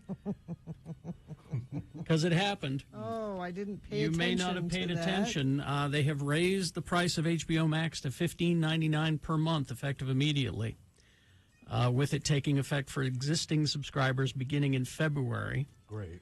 The company notes that it's the first time that it's raised the price since the launch of the service in 2020. The ad-supported tier of the service will remain at $9.99 per month for the time being, just in time for The Last of Us. Yeah.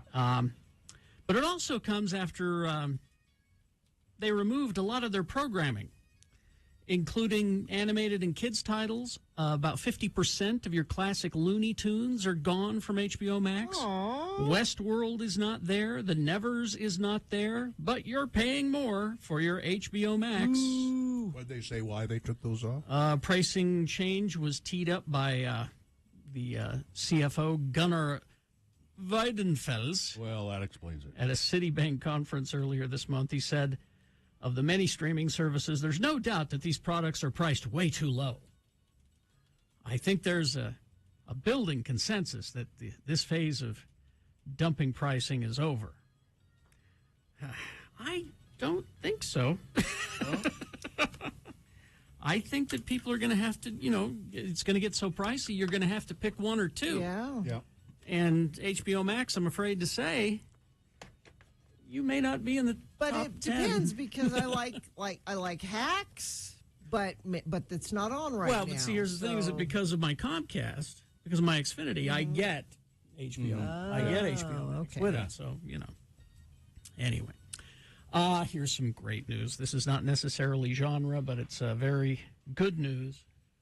Gina, let me just let you hear from the man himself. Okay. Mel Brooks. Hi, I'm Mel Brooks, yeah. The guy who brought you The Producers, Young Frankenstein, Spaceballs, and Blazing Saddles. And now I am proud to present the long-anticipated follow-up to my film, History of the World Part 1.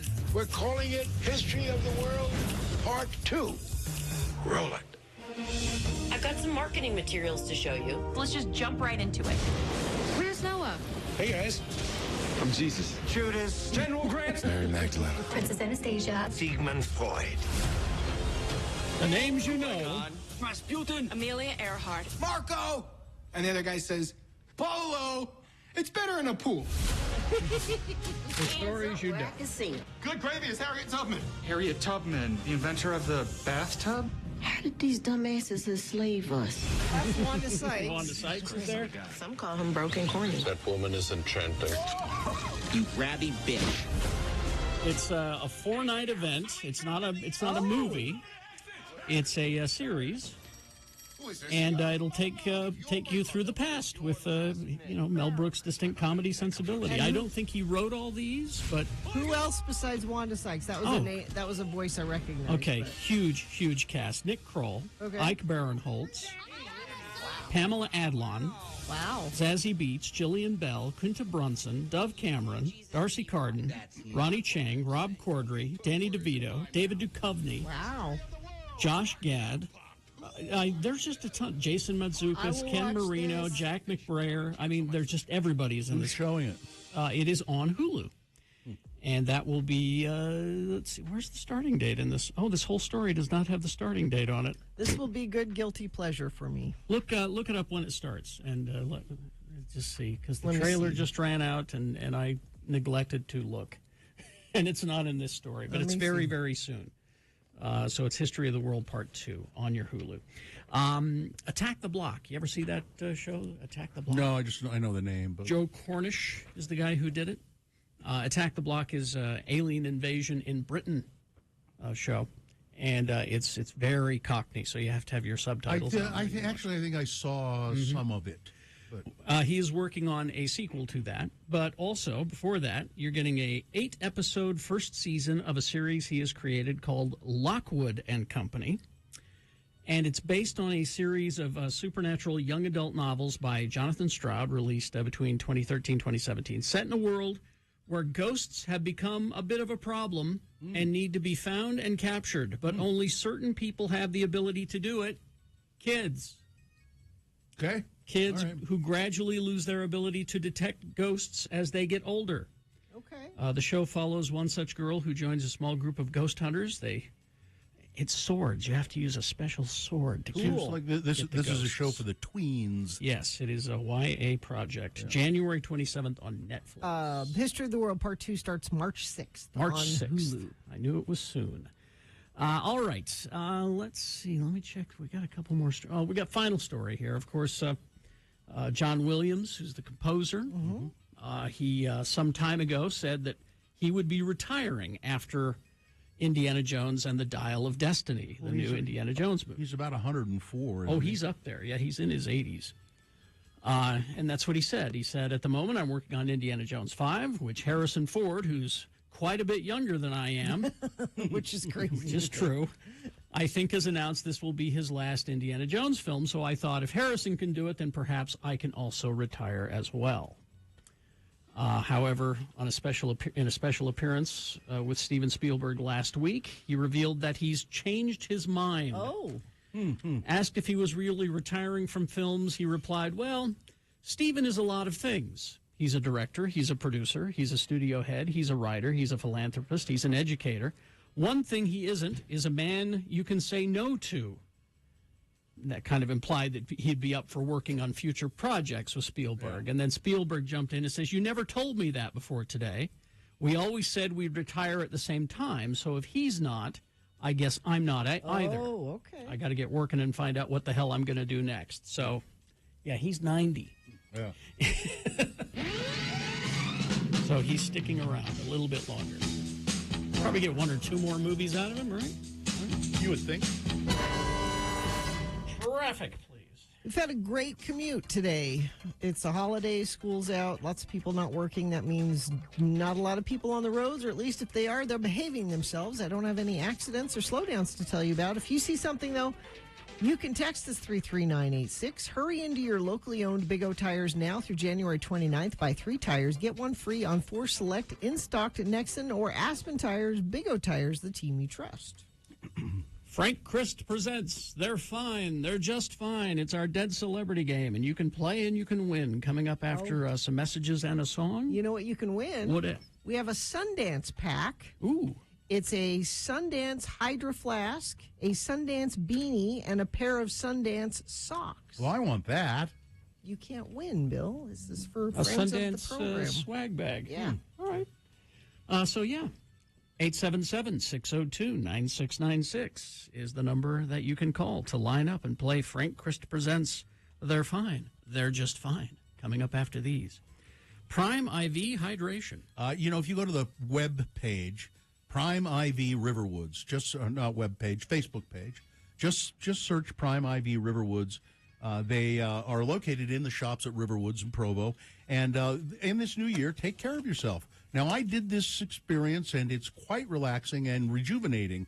You relax in a massage chair after going through an extensive interview by a health professional, and they design an IV drip just for you, vitamins and minerals and all of that sort of thing. And then you sit in a nice massage chair, listen to some music of your choice, and it's about 45 minutes, and they just put the IV in, and you relax. And then you feel rejuvenated. The massage chair, the B12 injection, $140 value for just $79. For updates on current offers, visit Prime IV Hydration, the shops at Riverwoods on Facebook. Need to catch up on missed Radio from Hell shows?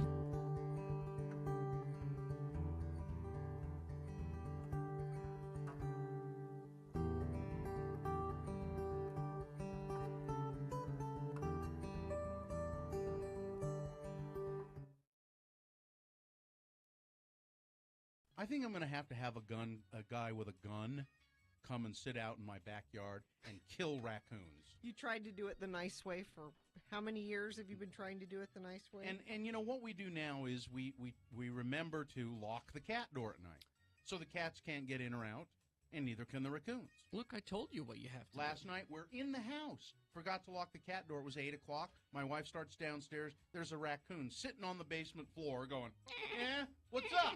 Okay, I guess I'll leave now then. Off he goes. Just makes a mess out of it. Flipped a little raccoon birdie. Yeah, they do. They like flip her off. I've not seen them in that regard. She has a couple of times. But I go down, she goes, oh my God, and there are those little footprints in the water all over the basement floor. I tell you what you need to do. You need to find someone who has a big dog and rent it. Yeah. And tie them up with a long leash out back so they can cover the entire backyard. And I'm telling you, after a week, those raccoons will send out a message through the Raccoon Network. This place is no longer safe, and we can't come here I'd anymore. rent you Sadie Girl, but I don't think she'd help. No, you need a real dog. Can't I just come in? I would go get those raccoons, but it's on the tile. I can't go. There's tile in the basement. It's just a pain to have to remember to lock the damn cat door at night. I'm telling you, you borrow a good dog for a week. Work. And they'll do it.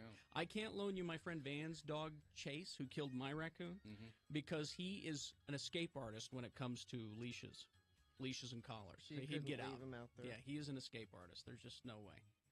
I don't know, though. I guess maybe I could put up with it for a week, but I'm not particularly a dog person that I'm going to have a dog barking in my backyard. Well, just borrow it for a week, and the raccoons will be gone. Or, so you just look at it that way. Or you need to go to the next Mountain Man Rendezvous. Get a guy with a gun. And there'll be a guy there. You want a new coonskin cap? Come to my house. Kill yourself a hat, Daniel. All right, I get to keep them, though. Yes, you keep whatever you bet. I get to keep the whole thing? You don't want any of the meat, do you? No. Just kill yourself a hat and take the meat. Let me see if I understand this. I get to camp out in your backyard for a week. Yeah. I get to keep The meat and the skin and the hide. Except I want the tail for my Well, antenna. no, that ain't no good. That ain't no good. See, that's the most valuable part. Okay, you can have the I tail. need the whole You can animal. have it. You can have it. So you're telling me I get to keep every coon I kill? Yeah. I get to keep? Yeah. You got it. I'll be there. Could I have one tail for for the Prius? I'm sorry. No.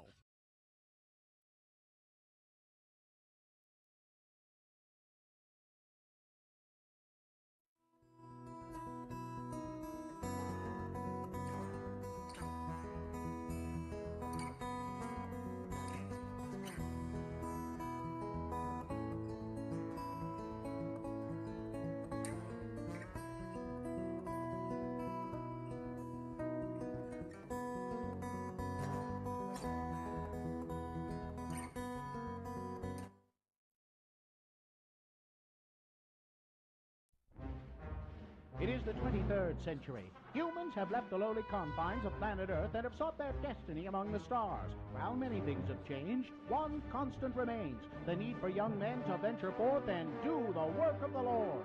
This is the tale of two such men who at the age of 19 have answered the call of their general authorities and are embarking on a 2-year mission to spread the gospel throughout the galaxy. This is the story of Space Elders! In this episode, we find our elders rendezvousing with Zone Leader Hansen on some distant planet in the BFE sector.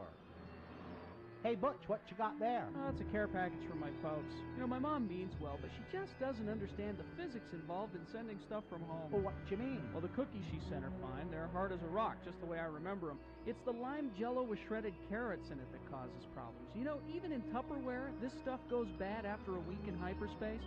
Missionaries who have eaten this stuff have been known to develop a form of space madness. Wow. Oh, look, here comes Zone Leader Hansen right now. I've discovered the most incredible object. It allows us to view any period in the history of any planet. We can research early church history. This discovery will allow me to get reassigned back to Earth and leave you two losers far behind. Great. Glad to hear it. What's that have to do with us? Since you weren't having much luck in the field, I figured that you wouldn't mind watching my discovery while I go back to Starbase 182 and file my report. Hey, are you eating while I'm talking to you? Give me that. Sorry. Say, green jello with carrot shavings. I haven't had this since I left home.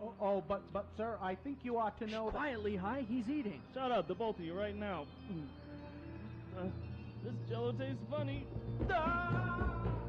He's gone mad. He's got space madness. We better go after him. Okay. Hey, what's that thing right there? You mean that natural arch that seems to be showing the History Channel? Yeah, that thing. What is it? I believe that who is it would be a more appropriate question. Is that you that said that, Butch? No. It must have been the natural arch over there. Okay, I'll play. Who are you, and what have you done with Zone Leader Hansen? I am the guardian of Forever. Hansen has entered through me into your world's past. Entered through you? Well, I guess we can get back to tracking now, huh, Lehigh? No, we most certainly can't. Huh? We need to get Zone Leader Hansen back and cure his jello-induced space madness. Come on now, Lehigh. He was a little weird before my mom's jello. Are we sure he's sick? Where in our world's history is Hansen now, Guardian? He was asking questions about Mormon history and about lime jello in particular. He entered as I was showing him the Relief Society meeting where sisters first began to experiment with lime jello. Well, if he disturbs that meeting, the timeline of church history could be permanently changed. Let's go, Butch. Whoa! Will Zone Leader Hansen change church history? Can Butch and Lehigh get him to go before he does? Will the Relief Society let Hansen anywhere near their test kitchen? Tune in next time to hear Relief Society President Mulestein say... I'm at a loss, sisters. We've tried shredded beets, cauliflower, radishes, eggplant, zucchini, and rutabaga. Nothing seems to go with this new lime jello stuff. Excuse me, sister. I think we can help. I don't think we should go against the Prime Directive, Bush. How did you get in here? One wrong move and you'll see the business end of my skillet. Just like the last kid who wandered in here and tried to tell us how to conduct our business. Other kid? Oh, hey, it's Zone Leader Hanson. She's knocked him out cold. Nice going, ma'am. Wish I'd have been here to see it. Tell you what, we'll get him out of your way and you can go back to doing what you were doing. Oh, yeah, and you might want to try shredded carrots. I warned you about meddling. She's got a skillet. Wait for it. Run! On the next liposuctioning episode of Space Elders.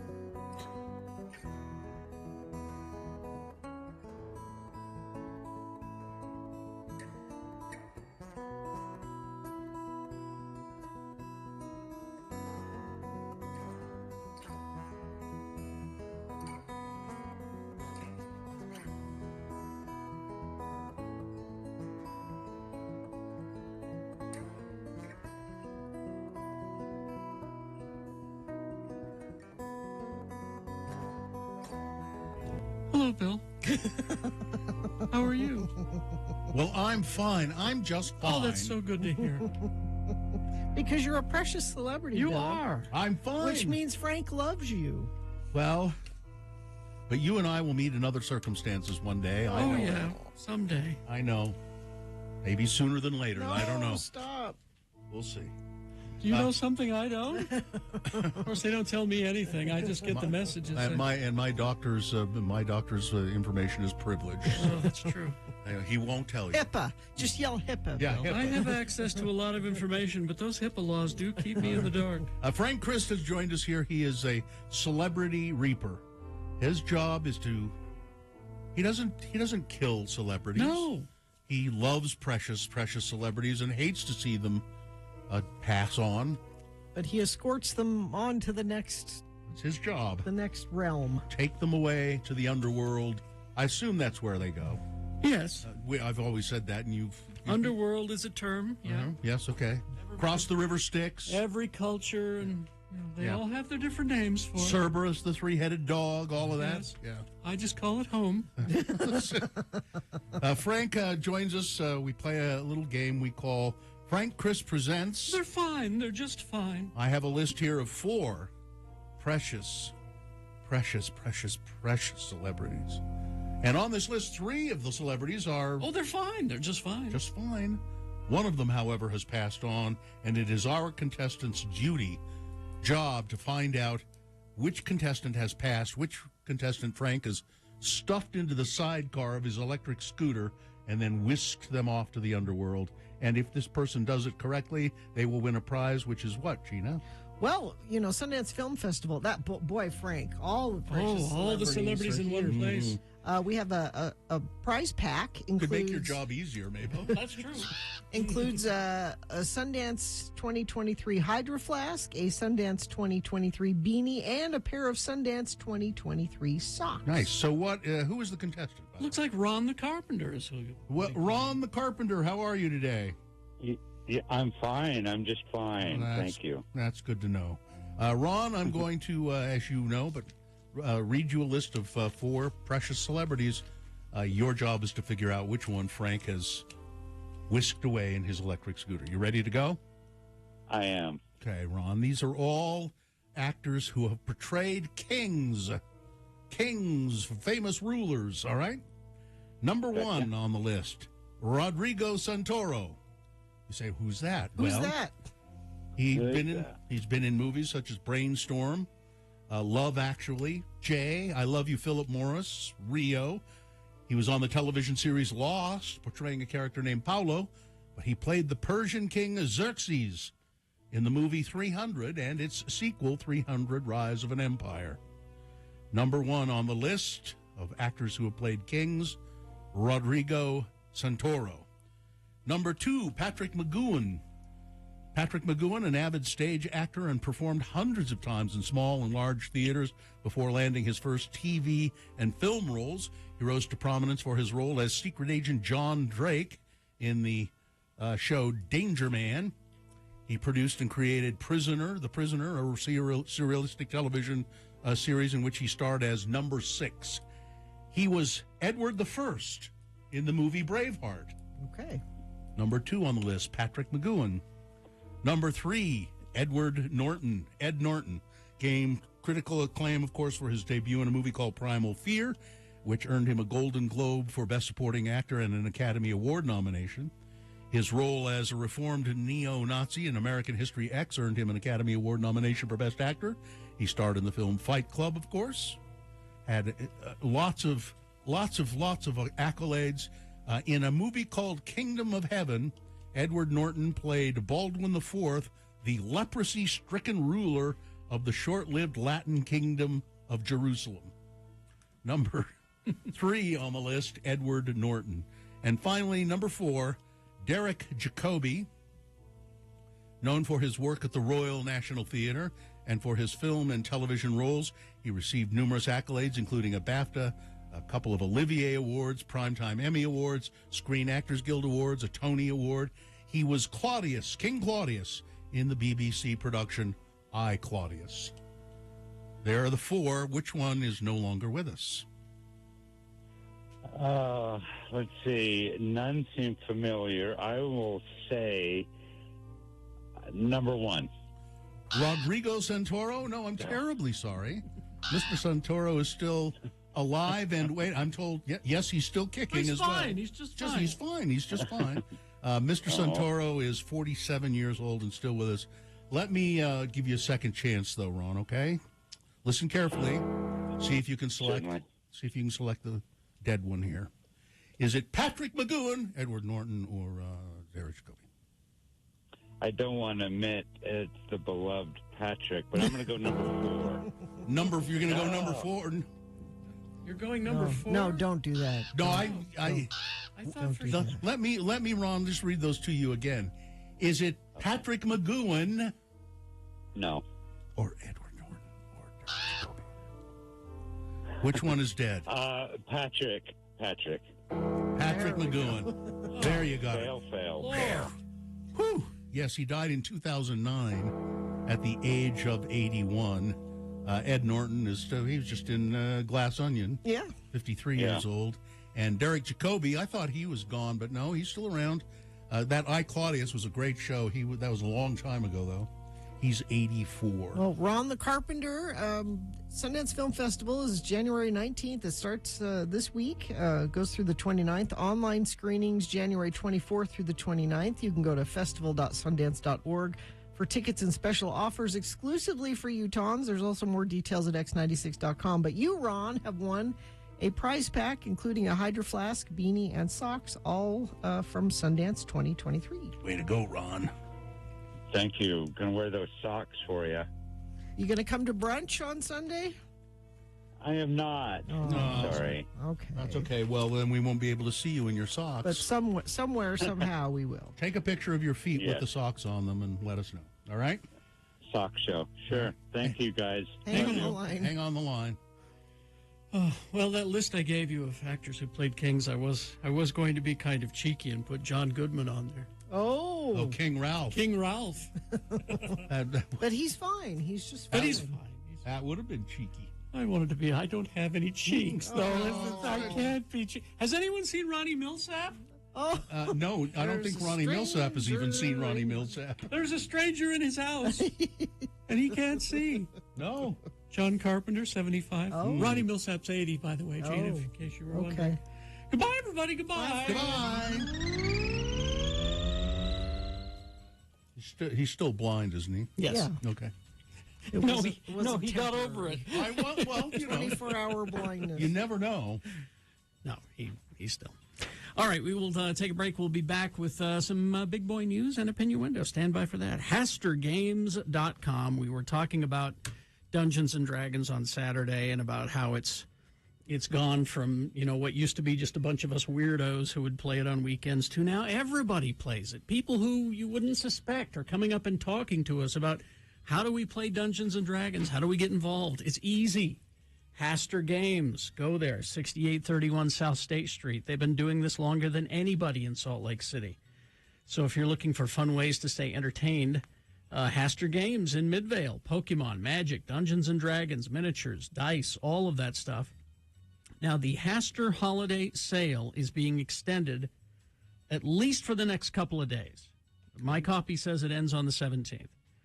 But it's your chance to enjoy 10% off all board games, not just, Dungeons and Dragons and that kind of thing, but they've got a whole bunch of just traditional family board games in there as well. Yeah, yes. Oh, come on. Sorry? Challenge them. Give them something hard. Sorry? Enjoy 10% off all board games, 30% off Flesh and Blood TCG products, 10% off Pokemon ETBs and promo boxes, and 10% off all dice sets. So go and take a look at it. 6831 South State Street. They're open 7 days a week. Haster Games. Hi,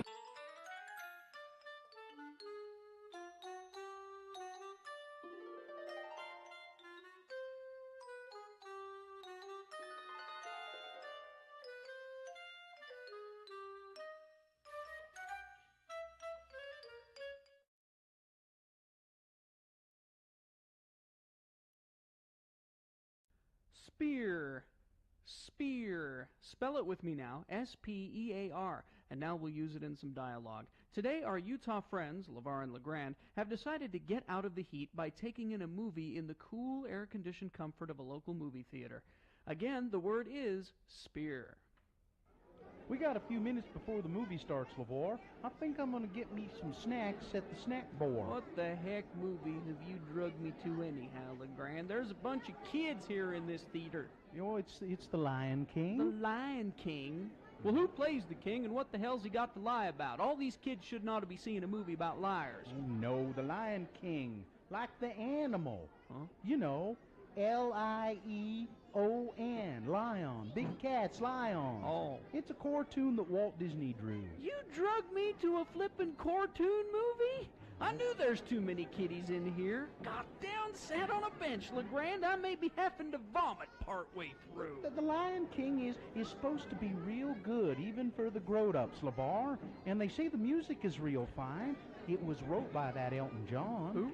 Well, who the hell is the Elton John? Well, he's a singer and a writer who's got lots of hit music. He's one of them men what likes other men, but he's still a very good musician.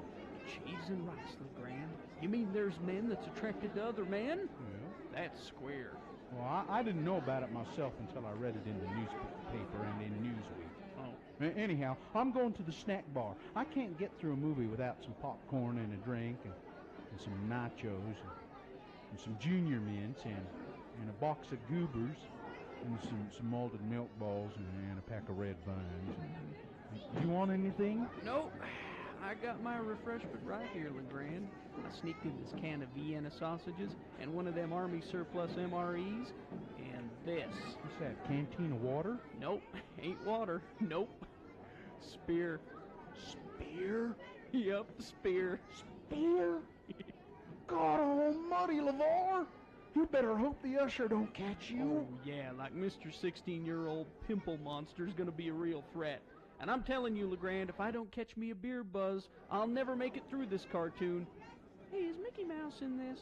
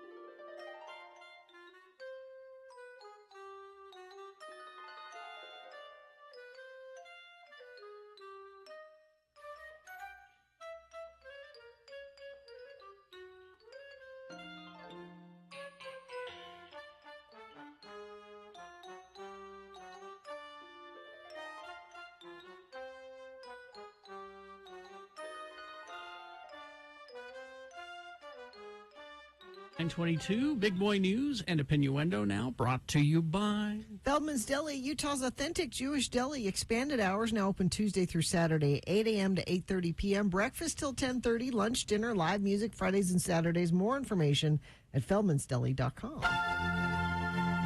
Tatiana Patitz. Oh, yeah. Yeah, see, I'd never heard of her. You recognize her if you'd Well, I got a picture here, and I don't recognize her either. But she was a superstar model. I recognize every other one of the models in this picture. Yeah. She was in the Freedom George Michael video. She's one of the models in that. Oh. She has died at the age of 56. She's a star in the supermodel era. There's a picture here of... I recognize Naomi Campbell, Linda Evangelista, Christy Turlington, and Cindy Crawford. They're all in that. They're all in that Freedom video. Don't know why I don't remember her in the slightest, but New York agent Corrine Nichols of Model Co-op announced the death on Facebook, and Ms. Nichols posted and state when or where Patitz died, but said that the cause was cancer. Oh, it's Patitz. Patitz? Patitz. Yes. Yeah, Herb Tatiana Ritz, Patitz. who's a famous photographer, said she was his most favorite subject to photograph. And he's photographed everybody. He said she had the most interesting face. I don't know who this actor is, but this is of note because this actor, Marissa Abella, has been cast to play Amy Winehouse. Oh. In a movie about Amy Winehouse's life, set to begin filming in London next week. The announcement from the film's distribution company comes just days before production on the biopic starts on Monday. And she looks somewhat similar to Amy Winehouse, but it's I think it's just of note that they're doing a movie about Amy Winehouse's short life. Mm-hmm. She died of alcohol poisoning in 2011. She was born in 1983 and died in 2011. So wow. A short time. I mentioned this last week, but here's some more information about it. It's been nearly 4 years since we saw Idris Elba's John Luther, and he wasn't in a very good place. In the 2019 final of Luther, the dark BBC series about the complicated, shall we say, detective, he's arrested and handcuffed by Shank, played by Dermot Crowley, and sent to prison. And now he's returning for a movie continuation of his story, reuniting with director Jamie. So I guess he's out of prison. They let him. They let him out of prison to come good behavior to come and do this movie. He's done so much to bend the law in order to catch the bad guys that he's ended up in jail, said Elba, who appeared in a slew of films in the interim, including Fast and Furious, Hobbs and Shaw, Harder They Fall, Thor, Love and Thunder. So that when we start the story, he's contemplating what he's going to do next with his life. So I like watching him in that kind of role. So I'll be watching for that.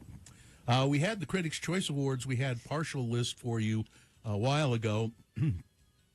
I didn't get to the specific. There are a bunch of TV awards as well that we didn't mention.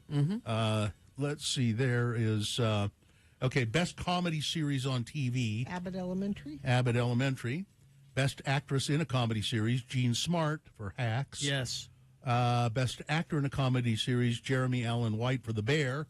He won the Golden Globe for that too. So interesting. So I just keep thinking about that guy, Jeremy Allen White, who, I watched Shameless, the whole series, and it was on for 10 years or something like that. When it started, he was very young as a member of the family and couldn't act. I mean, you could just. But you sort of watched him as the series went on. He got better? He got better and better and better. Figure out, this is how this works. And he actually turned out to be quite good. I like Bear, but it gives me anxiety. Like, it's not a relaxing show to watch. No. It's very stressful. No, it's not. Something called the See Her Award Hashtag See Her was given to Janelle Monáe. She was in Glass Onion. Yeah, quite good. Lifetime Achievement Award, Jeff Bridges. Oh, is that right, man? Best Animated Feature, Pinocchio. Pinocchio, of course. Best Actor in a Limited Series or Movie Made for TV, Daniel Radcliffe for Weird Al. And I think that now is... I think we've covered it now. Yeah, it looks like. Yeah. Yep, okay. Best Supporting Actress. Oh, so here we go. So it's Angela Bassett, Black Panther. Yes. She won the Golden Globe for that. Best Supporting Actor, Ki Huy Kwan for... He won the Golden Globe. Best Everything Everywhere All at Once. Best Supporting Actor in a Comedy. Now, there were some good people nominated here. Really good. James Marsden in Dead to Me. Tyler James Williams in Abbott Elementary. But who wins? Henry Winkler for Barry. Yes. Oh, good. Yay. Mr. Cousineau. He's great in that. Supporting Actress in a Comedy Series, Cheryl Lee Ralph in Abbott Elementary. Who's also good. And let's see, Best Supporting Actor in a Limited Series, Blackbird, Paul Walter Hauser. I don't even know what that is. Apple TV. He's a prison. Yeah. Yeah. He's Paul Walter. He plays a serial killer. And he talks like this. Have you ever been with a girl? Oh, yeah, he's creepy as hell. He's creepy as hell. So it's pretty good, or? Yeah, it's not a bad little series. But he is really good in it. Niecy Nash Betts won Best Supporting Actress for Dahmer. She plays the neighbor. Oh, I didn't know she was in Dahmer. Yeah. Oh. She plays the neighbor's like, something ain't right here. I listen to her. Yeah, exactly. Best Supporting Actor in a Drama Series, Giancarlo Esposito for Better Call Saul. May I just advise you, never, ever read or listen to an interview with Giancarlo Esposito. Why is that? He's the most pretentious ass you've ever heard talking about acting. Really? Oh, my God. My instrument and I... Oh, but that's if you're talking about acting. Which is... or if he's not talking about acting, he's talking about himself. Because I've seen other interviews with him, just brief ones, and where he's talking about how excited he is to be in a Star Wars and things like that. And he has fun. But he's in a new thing called Kaleidoscope. Yeah. That Festus was telling me about, and I'm sure we talked about it here, and I don't remember. But it's a series that you can watch in any order you want, and it tells a different story depending on the order you watch it in. So all of the episodes are available, and they're all the names of each episode are colors. Okay. And you can watch it in any order, and it tells a different story. Yeah, I saw something about that. Did you see something about that? That's strange. I haven't watched it, but... One more story. What was it? Black Mirror did that, where you could choose the direction of the story. And I think that was marginally successful. It worked. I tried all the different versions of it. Yeah. Let's see, one other quick story. How about, okay.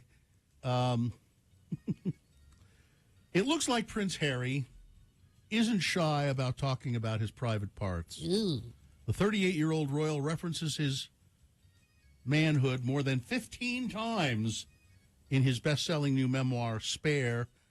Well, in your memoir, how many times are you going to talk about it? He uses the word, I'm not going to talk about his penis ever in my memoir. In my memoir, I will have no memoir of his penis. He uses the word penis 8 times, but here's the word he uses. He also uses a lot of euphemisms, and this is one that Americans just don't know at all. His todger. That's the best one. Todger. He also refers to his, I can't say that one or that one. No. He says down there occasionally. Mm-hmm. He really likes talking about his todger. Jeez. And penile frostbite. You can write a memoir without mentioning that. Apparently not. What if you're Bobbit? You can't. Well, then that's the whole It's story. a royal todger. Yeah. Weather. So right now it's partly cloudy, but we do have another chance of rain, snow mix, about a 60% chance later today and overnight tonight into tomorrow. Then we kind of get a break on Wednesday, and then Wednesday night it comes back with snow likely on Thursday. High today of 41. Thank you. Yeah, you listen to Radio from Hell.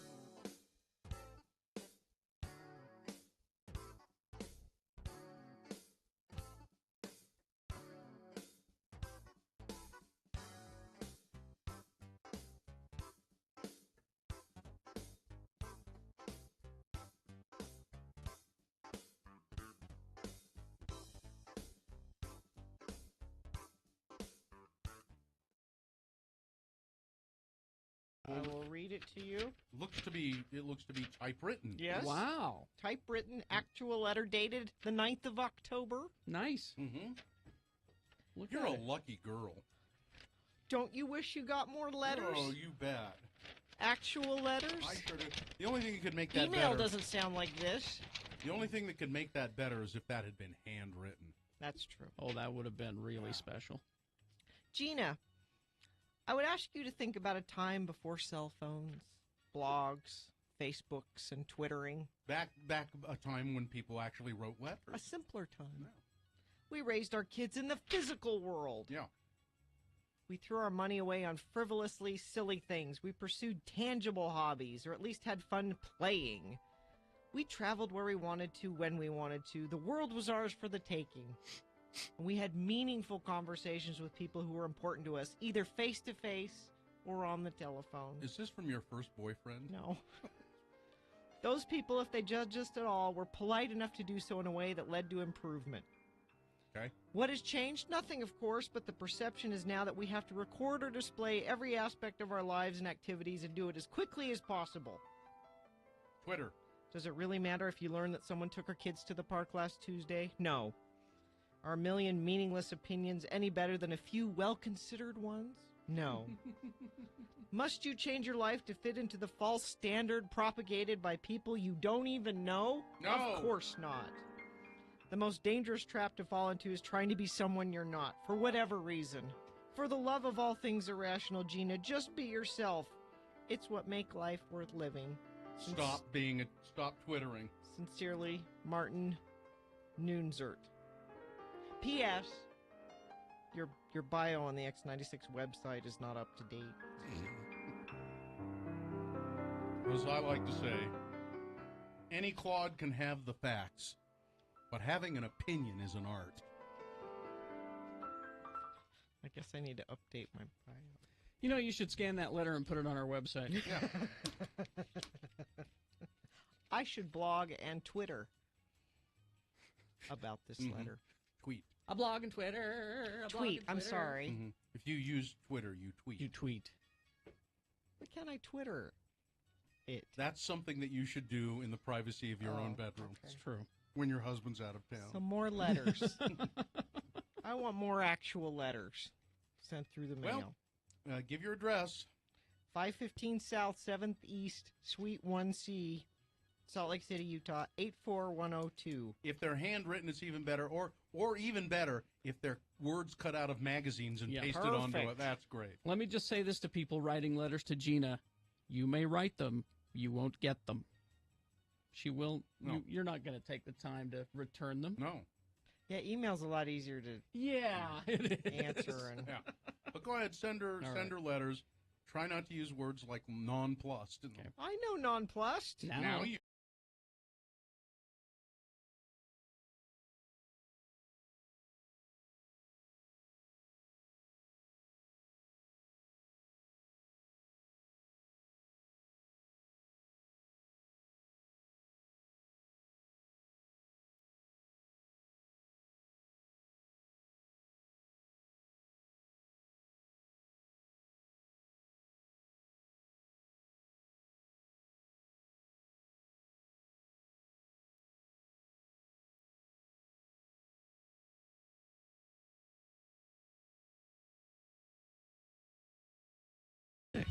We were talking about furniture earlier in the show.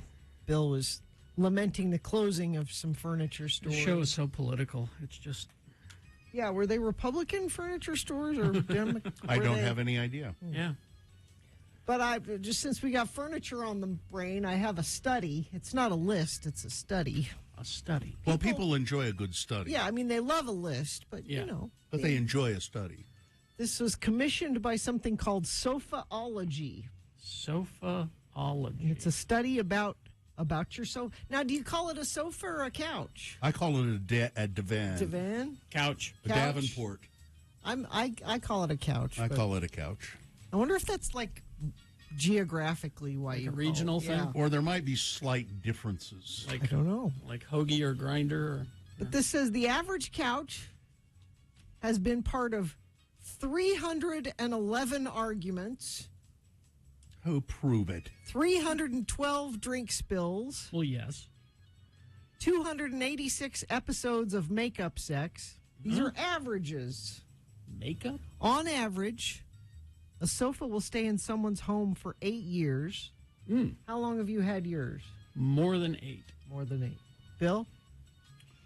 We don't. We just sit on the floor. That's where you have your fights and spill your drinks and on the floor. It simplifies things. We've had ours for more than 8 years. We've had ours, 12 years maybe. Typical couch has been the location for 401 naps. There have been way more naps on mine. Yes. I prefer the nap on the couch because the nap in the bed is dangerous. Huh? Nap in the bed, right? Katie and Cameron Diaz are nodding because you could end up being there for hours if you're not careful. Nap on the couch is not quite comfortable enough to be there for hours. You haven't been on my couch. You could nap for hours on your couch? Yes. Average couch has played host to 8,500 hours of TV. Oh, more than that. More than that? This is a study of 2,000 adults for Sofaology. I don't know why they were looking into this. What is the difference between sofa, Davenport, and couch? Okay. I have it here. The word Davenport actually describes a specific type of sofa made by a company called the A.H. Davenport Company. Davenports were similar to futons as they could be converted into a bed. So what's the difference between a sofa and a couch? Yes. All right. Most people agree, who are expert at this sort of thing, sofas are more formal than couches and are mostly used for special occasions. They're in the room you're not allowed to go in. Covered in plastic. Yeah, others say that size matters to a certain extent. Sofas are typically larger than couches, and the word Davenport again used to describe any sleeper sofa. Any sleeper sofa. Those are never comfortable. Which is not. Oh, that's not true. That's absolutely not true. I have stayed in hotels that have them that were are comfortable. That are very comfortable. Really? Yeah. It is. They have possible. the bar in your back. That no. if they're not going to be comfortable if they put a bar in your back. Anyone I've ever slept on has a bar. I've slept on perfectly comfortable Davenports, and we're not to be confused with the Murphy bed. It just folds out of the wall. The Murphy bed looks like the wall. Yeah, and you just pull it out. We have one in our house. Do you really? Yeah. In my wife's gym space. It's a gym space and guest bedroom. It doubles. Huh. Was it there? Or did you no, we put it in. That must have been an undertaking. It was an undertaking for someone, yes. Yeah. Not easy to do. Not for me. You tell the man, here's what I would like. The man did it in 2 days. So that's really cool. A Murphy bed. So I feel like I'm getting that I'm due for a new couch is what I'm getting, because if this sounds like a lot of things have happened. When we moved from Draper to the foot of Mount Doom, the guy who bought our house was some tech weirdo from California, and who wanted it furnished.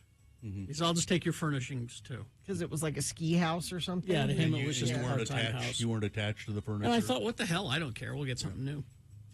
And I regret leaving that couch. You missed that couch? Yeah, it was about 3 months after we moved and got kind of settled that we went, you know what? We should have said you can take everything but the couch. Because your replacement is not as good? I mean, it's good, but boy, that couch was great. Ugh. Maybe you should just, I think maybe when I get something, stop sitting on the floor, I'm going to get a chaise lounge. A chaise? A chaise lounge. All day long on the chaise? Yeah. On the chaise lounge. Yeah, I think maybe that's what I'll get. For two. For two? A chaise lounge for two. Yeah. Kissimmee Bookus in the chat room wants to know if they measured farts per hour. It is not one of the No, I don't. It's not. No. They didn't ask. 8,000 hours. People were giving up that 24,000 farts or anything like that. No. You go down to Canals and see what kind of. I think you should get it. Maybe they have a chaise lounge there. I bet they do. This study brought to you by Clark Planetarium. Discover the mysteries of space at Clark Planetarium with educational films exploring science themes, free interactive exhibits throughout the museum. The whole family is sure to discover something new. More at clarkplanetarium.org. Well, thank you. we should apologize for the political nature of I the know. previous discussion. This show is so political. I just can't listen to it anymore. It's so political. I know. I know. All right. We will take a break. We will be back to crawl towards the exits after these. Let's see. Oh, what's happening downtown? Well, they got the winter's market, the winter market at the Gateway, Saturdays from 10 a.m. to 2 p.m., the Salt Lake City Farmers Winter Market. And if you want a radish, you want a tater, you want some shrooms. Carrots? Yep, carrots. They got garlic, all kinds of stuff. They have greenhouses. Our local farmers are growing these things in greenhouses, and they're ready to bring it downtown and sell it to you. And baked goods. Yeah, yummy baked goods from several bakeries. Lots of fresh meat as well, locally made sausage, and canned goods like salsa and honey. Oh, honey. Oh, and it says here if you wander back further at the Gateway, back into the farmers market area, there's arts and crafts as well. All local vendors supporting the local economy. 60 vendors, so you're going to find something you want there. It's every Saturday at the Gateway, 10 a.m. to 2 p.m. For more information, you can go to slcfarmersmarket.org. Radio from...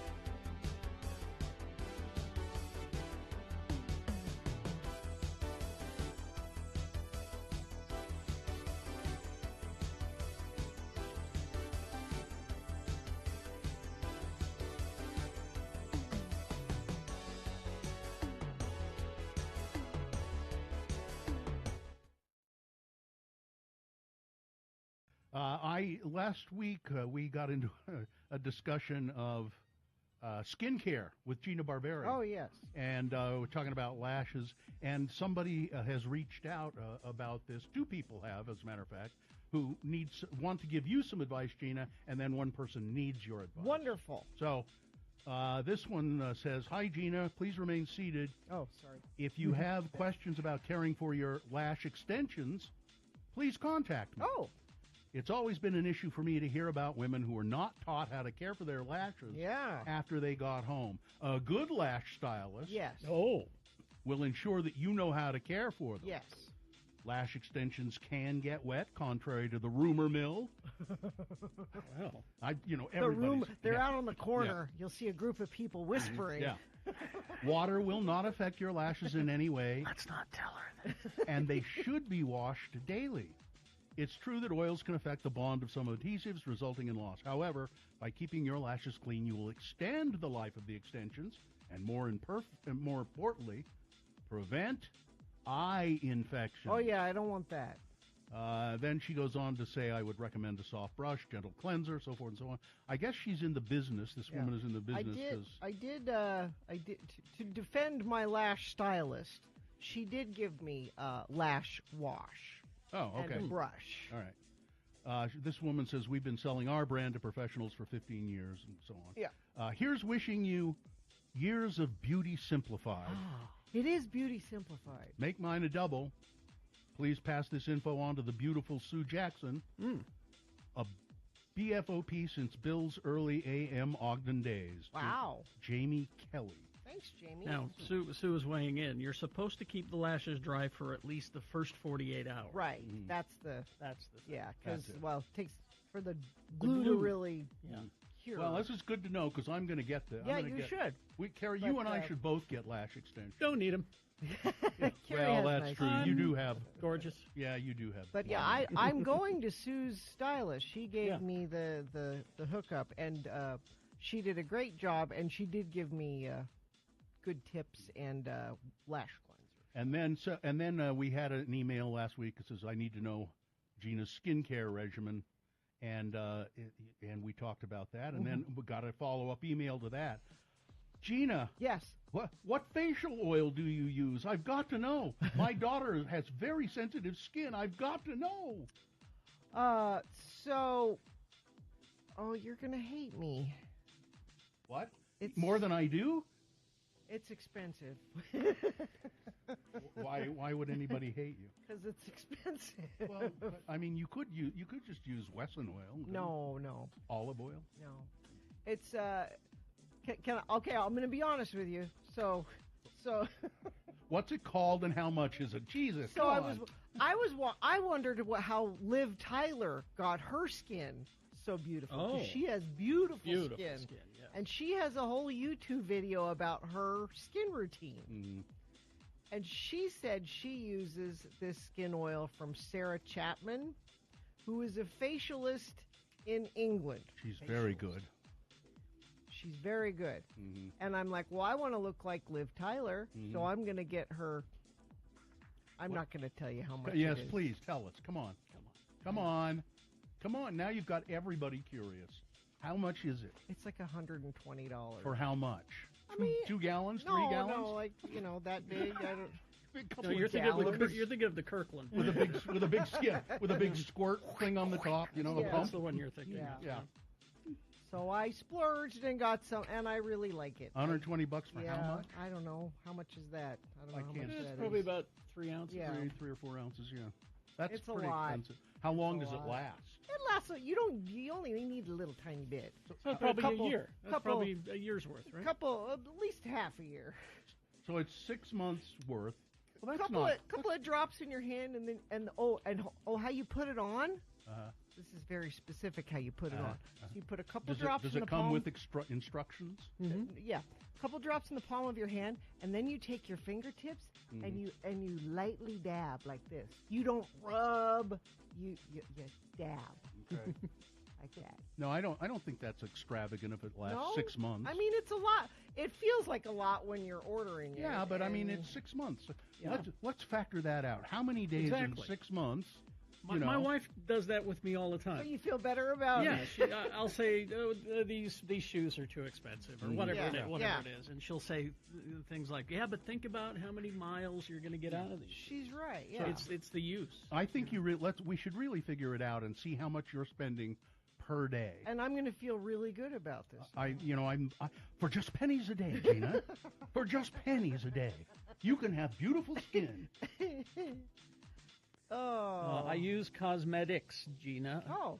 Lots of us use expensive oil. It's okay. We don't hate you. Okay. You can hate her for other stuff, but not that.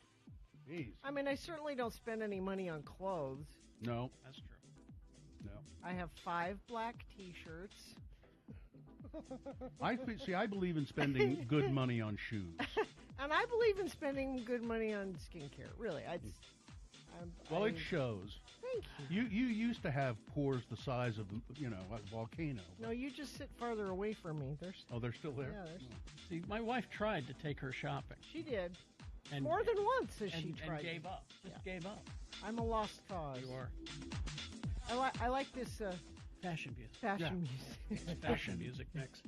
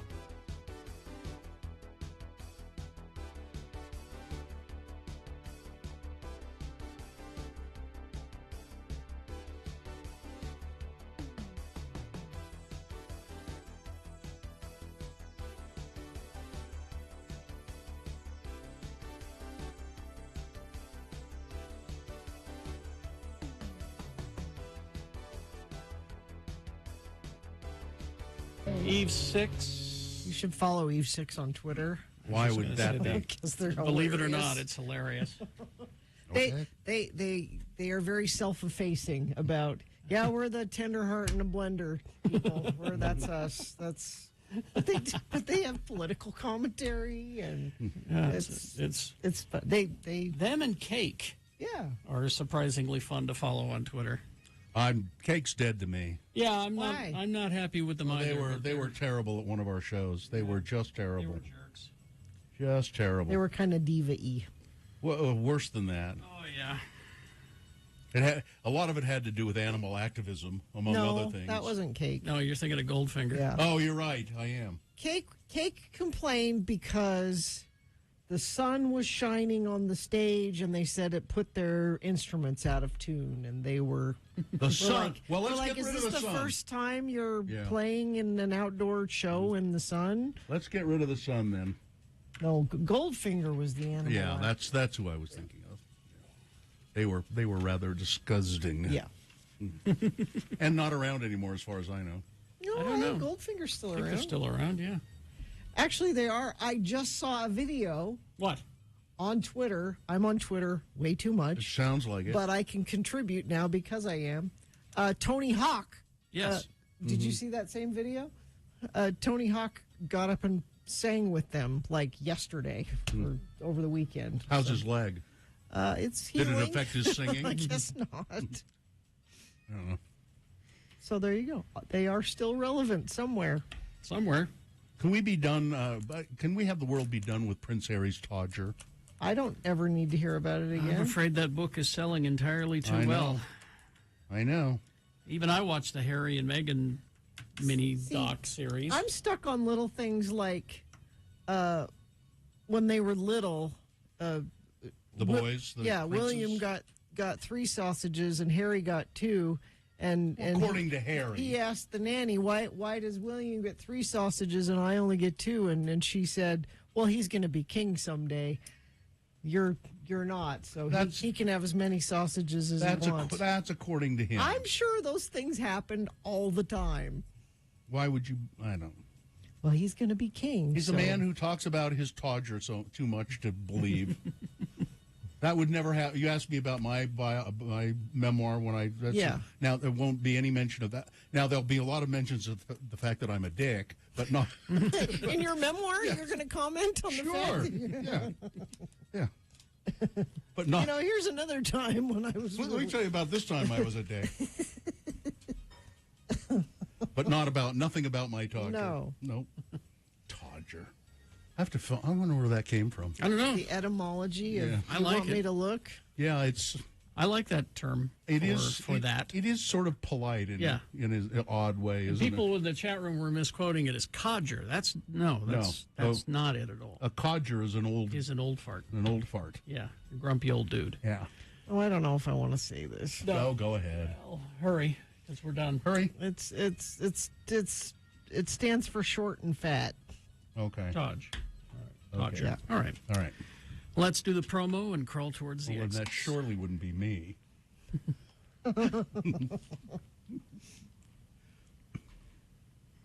On tomorrow's Radio from Hell show, we'll have an X poll, and your participation is required. Yeah, at about 7:45 in the morning, call us at 877-602-9696 and tell us, what is a movie that you love that you know is terrible? I got one.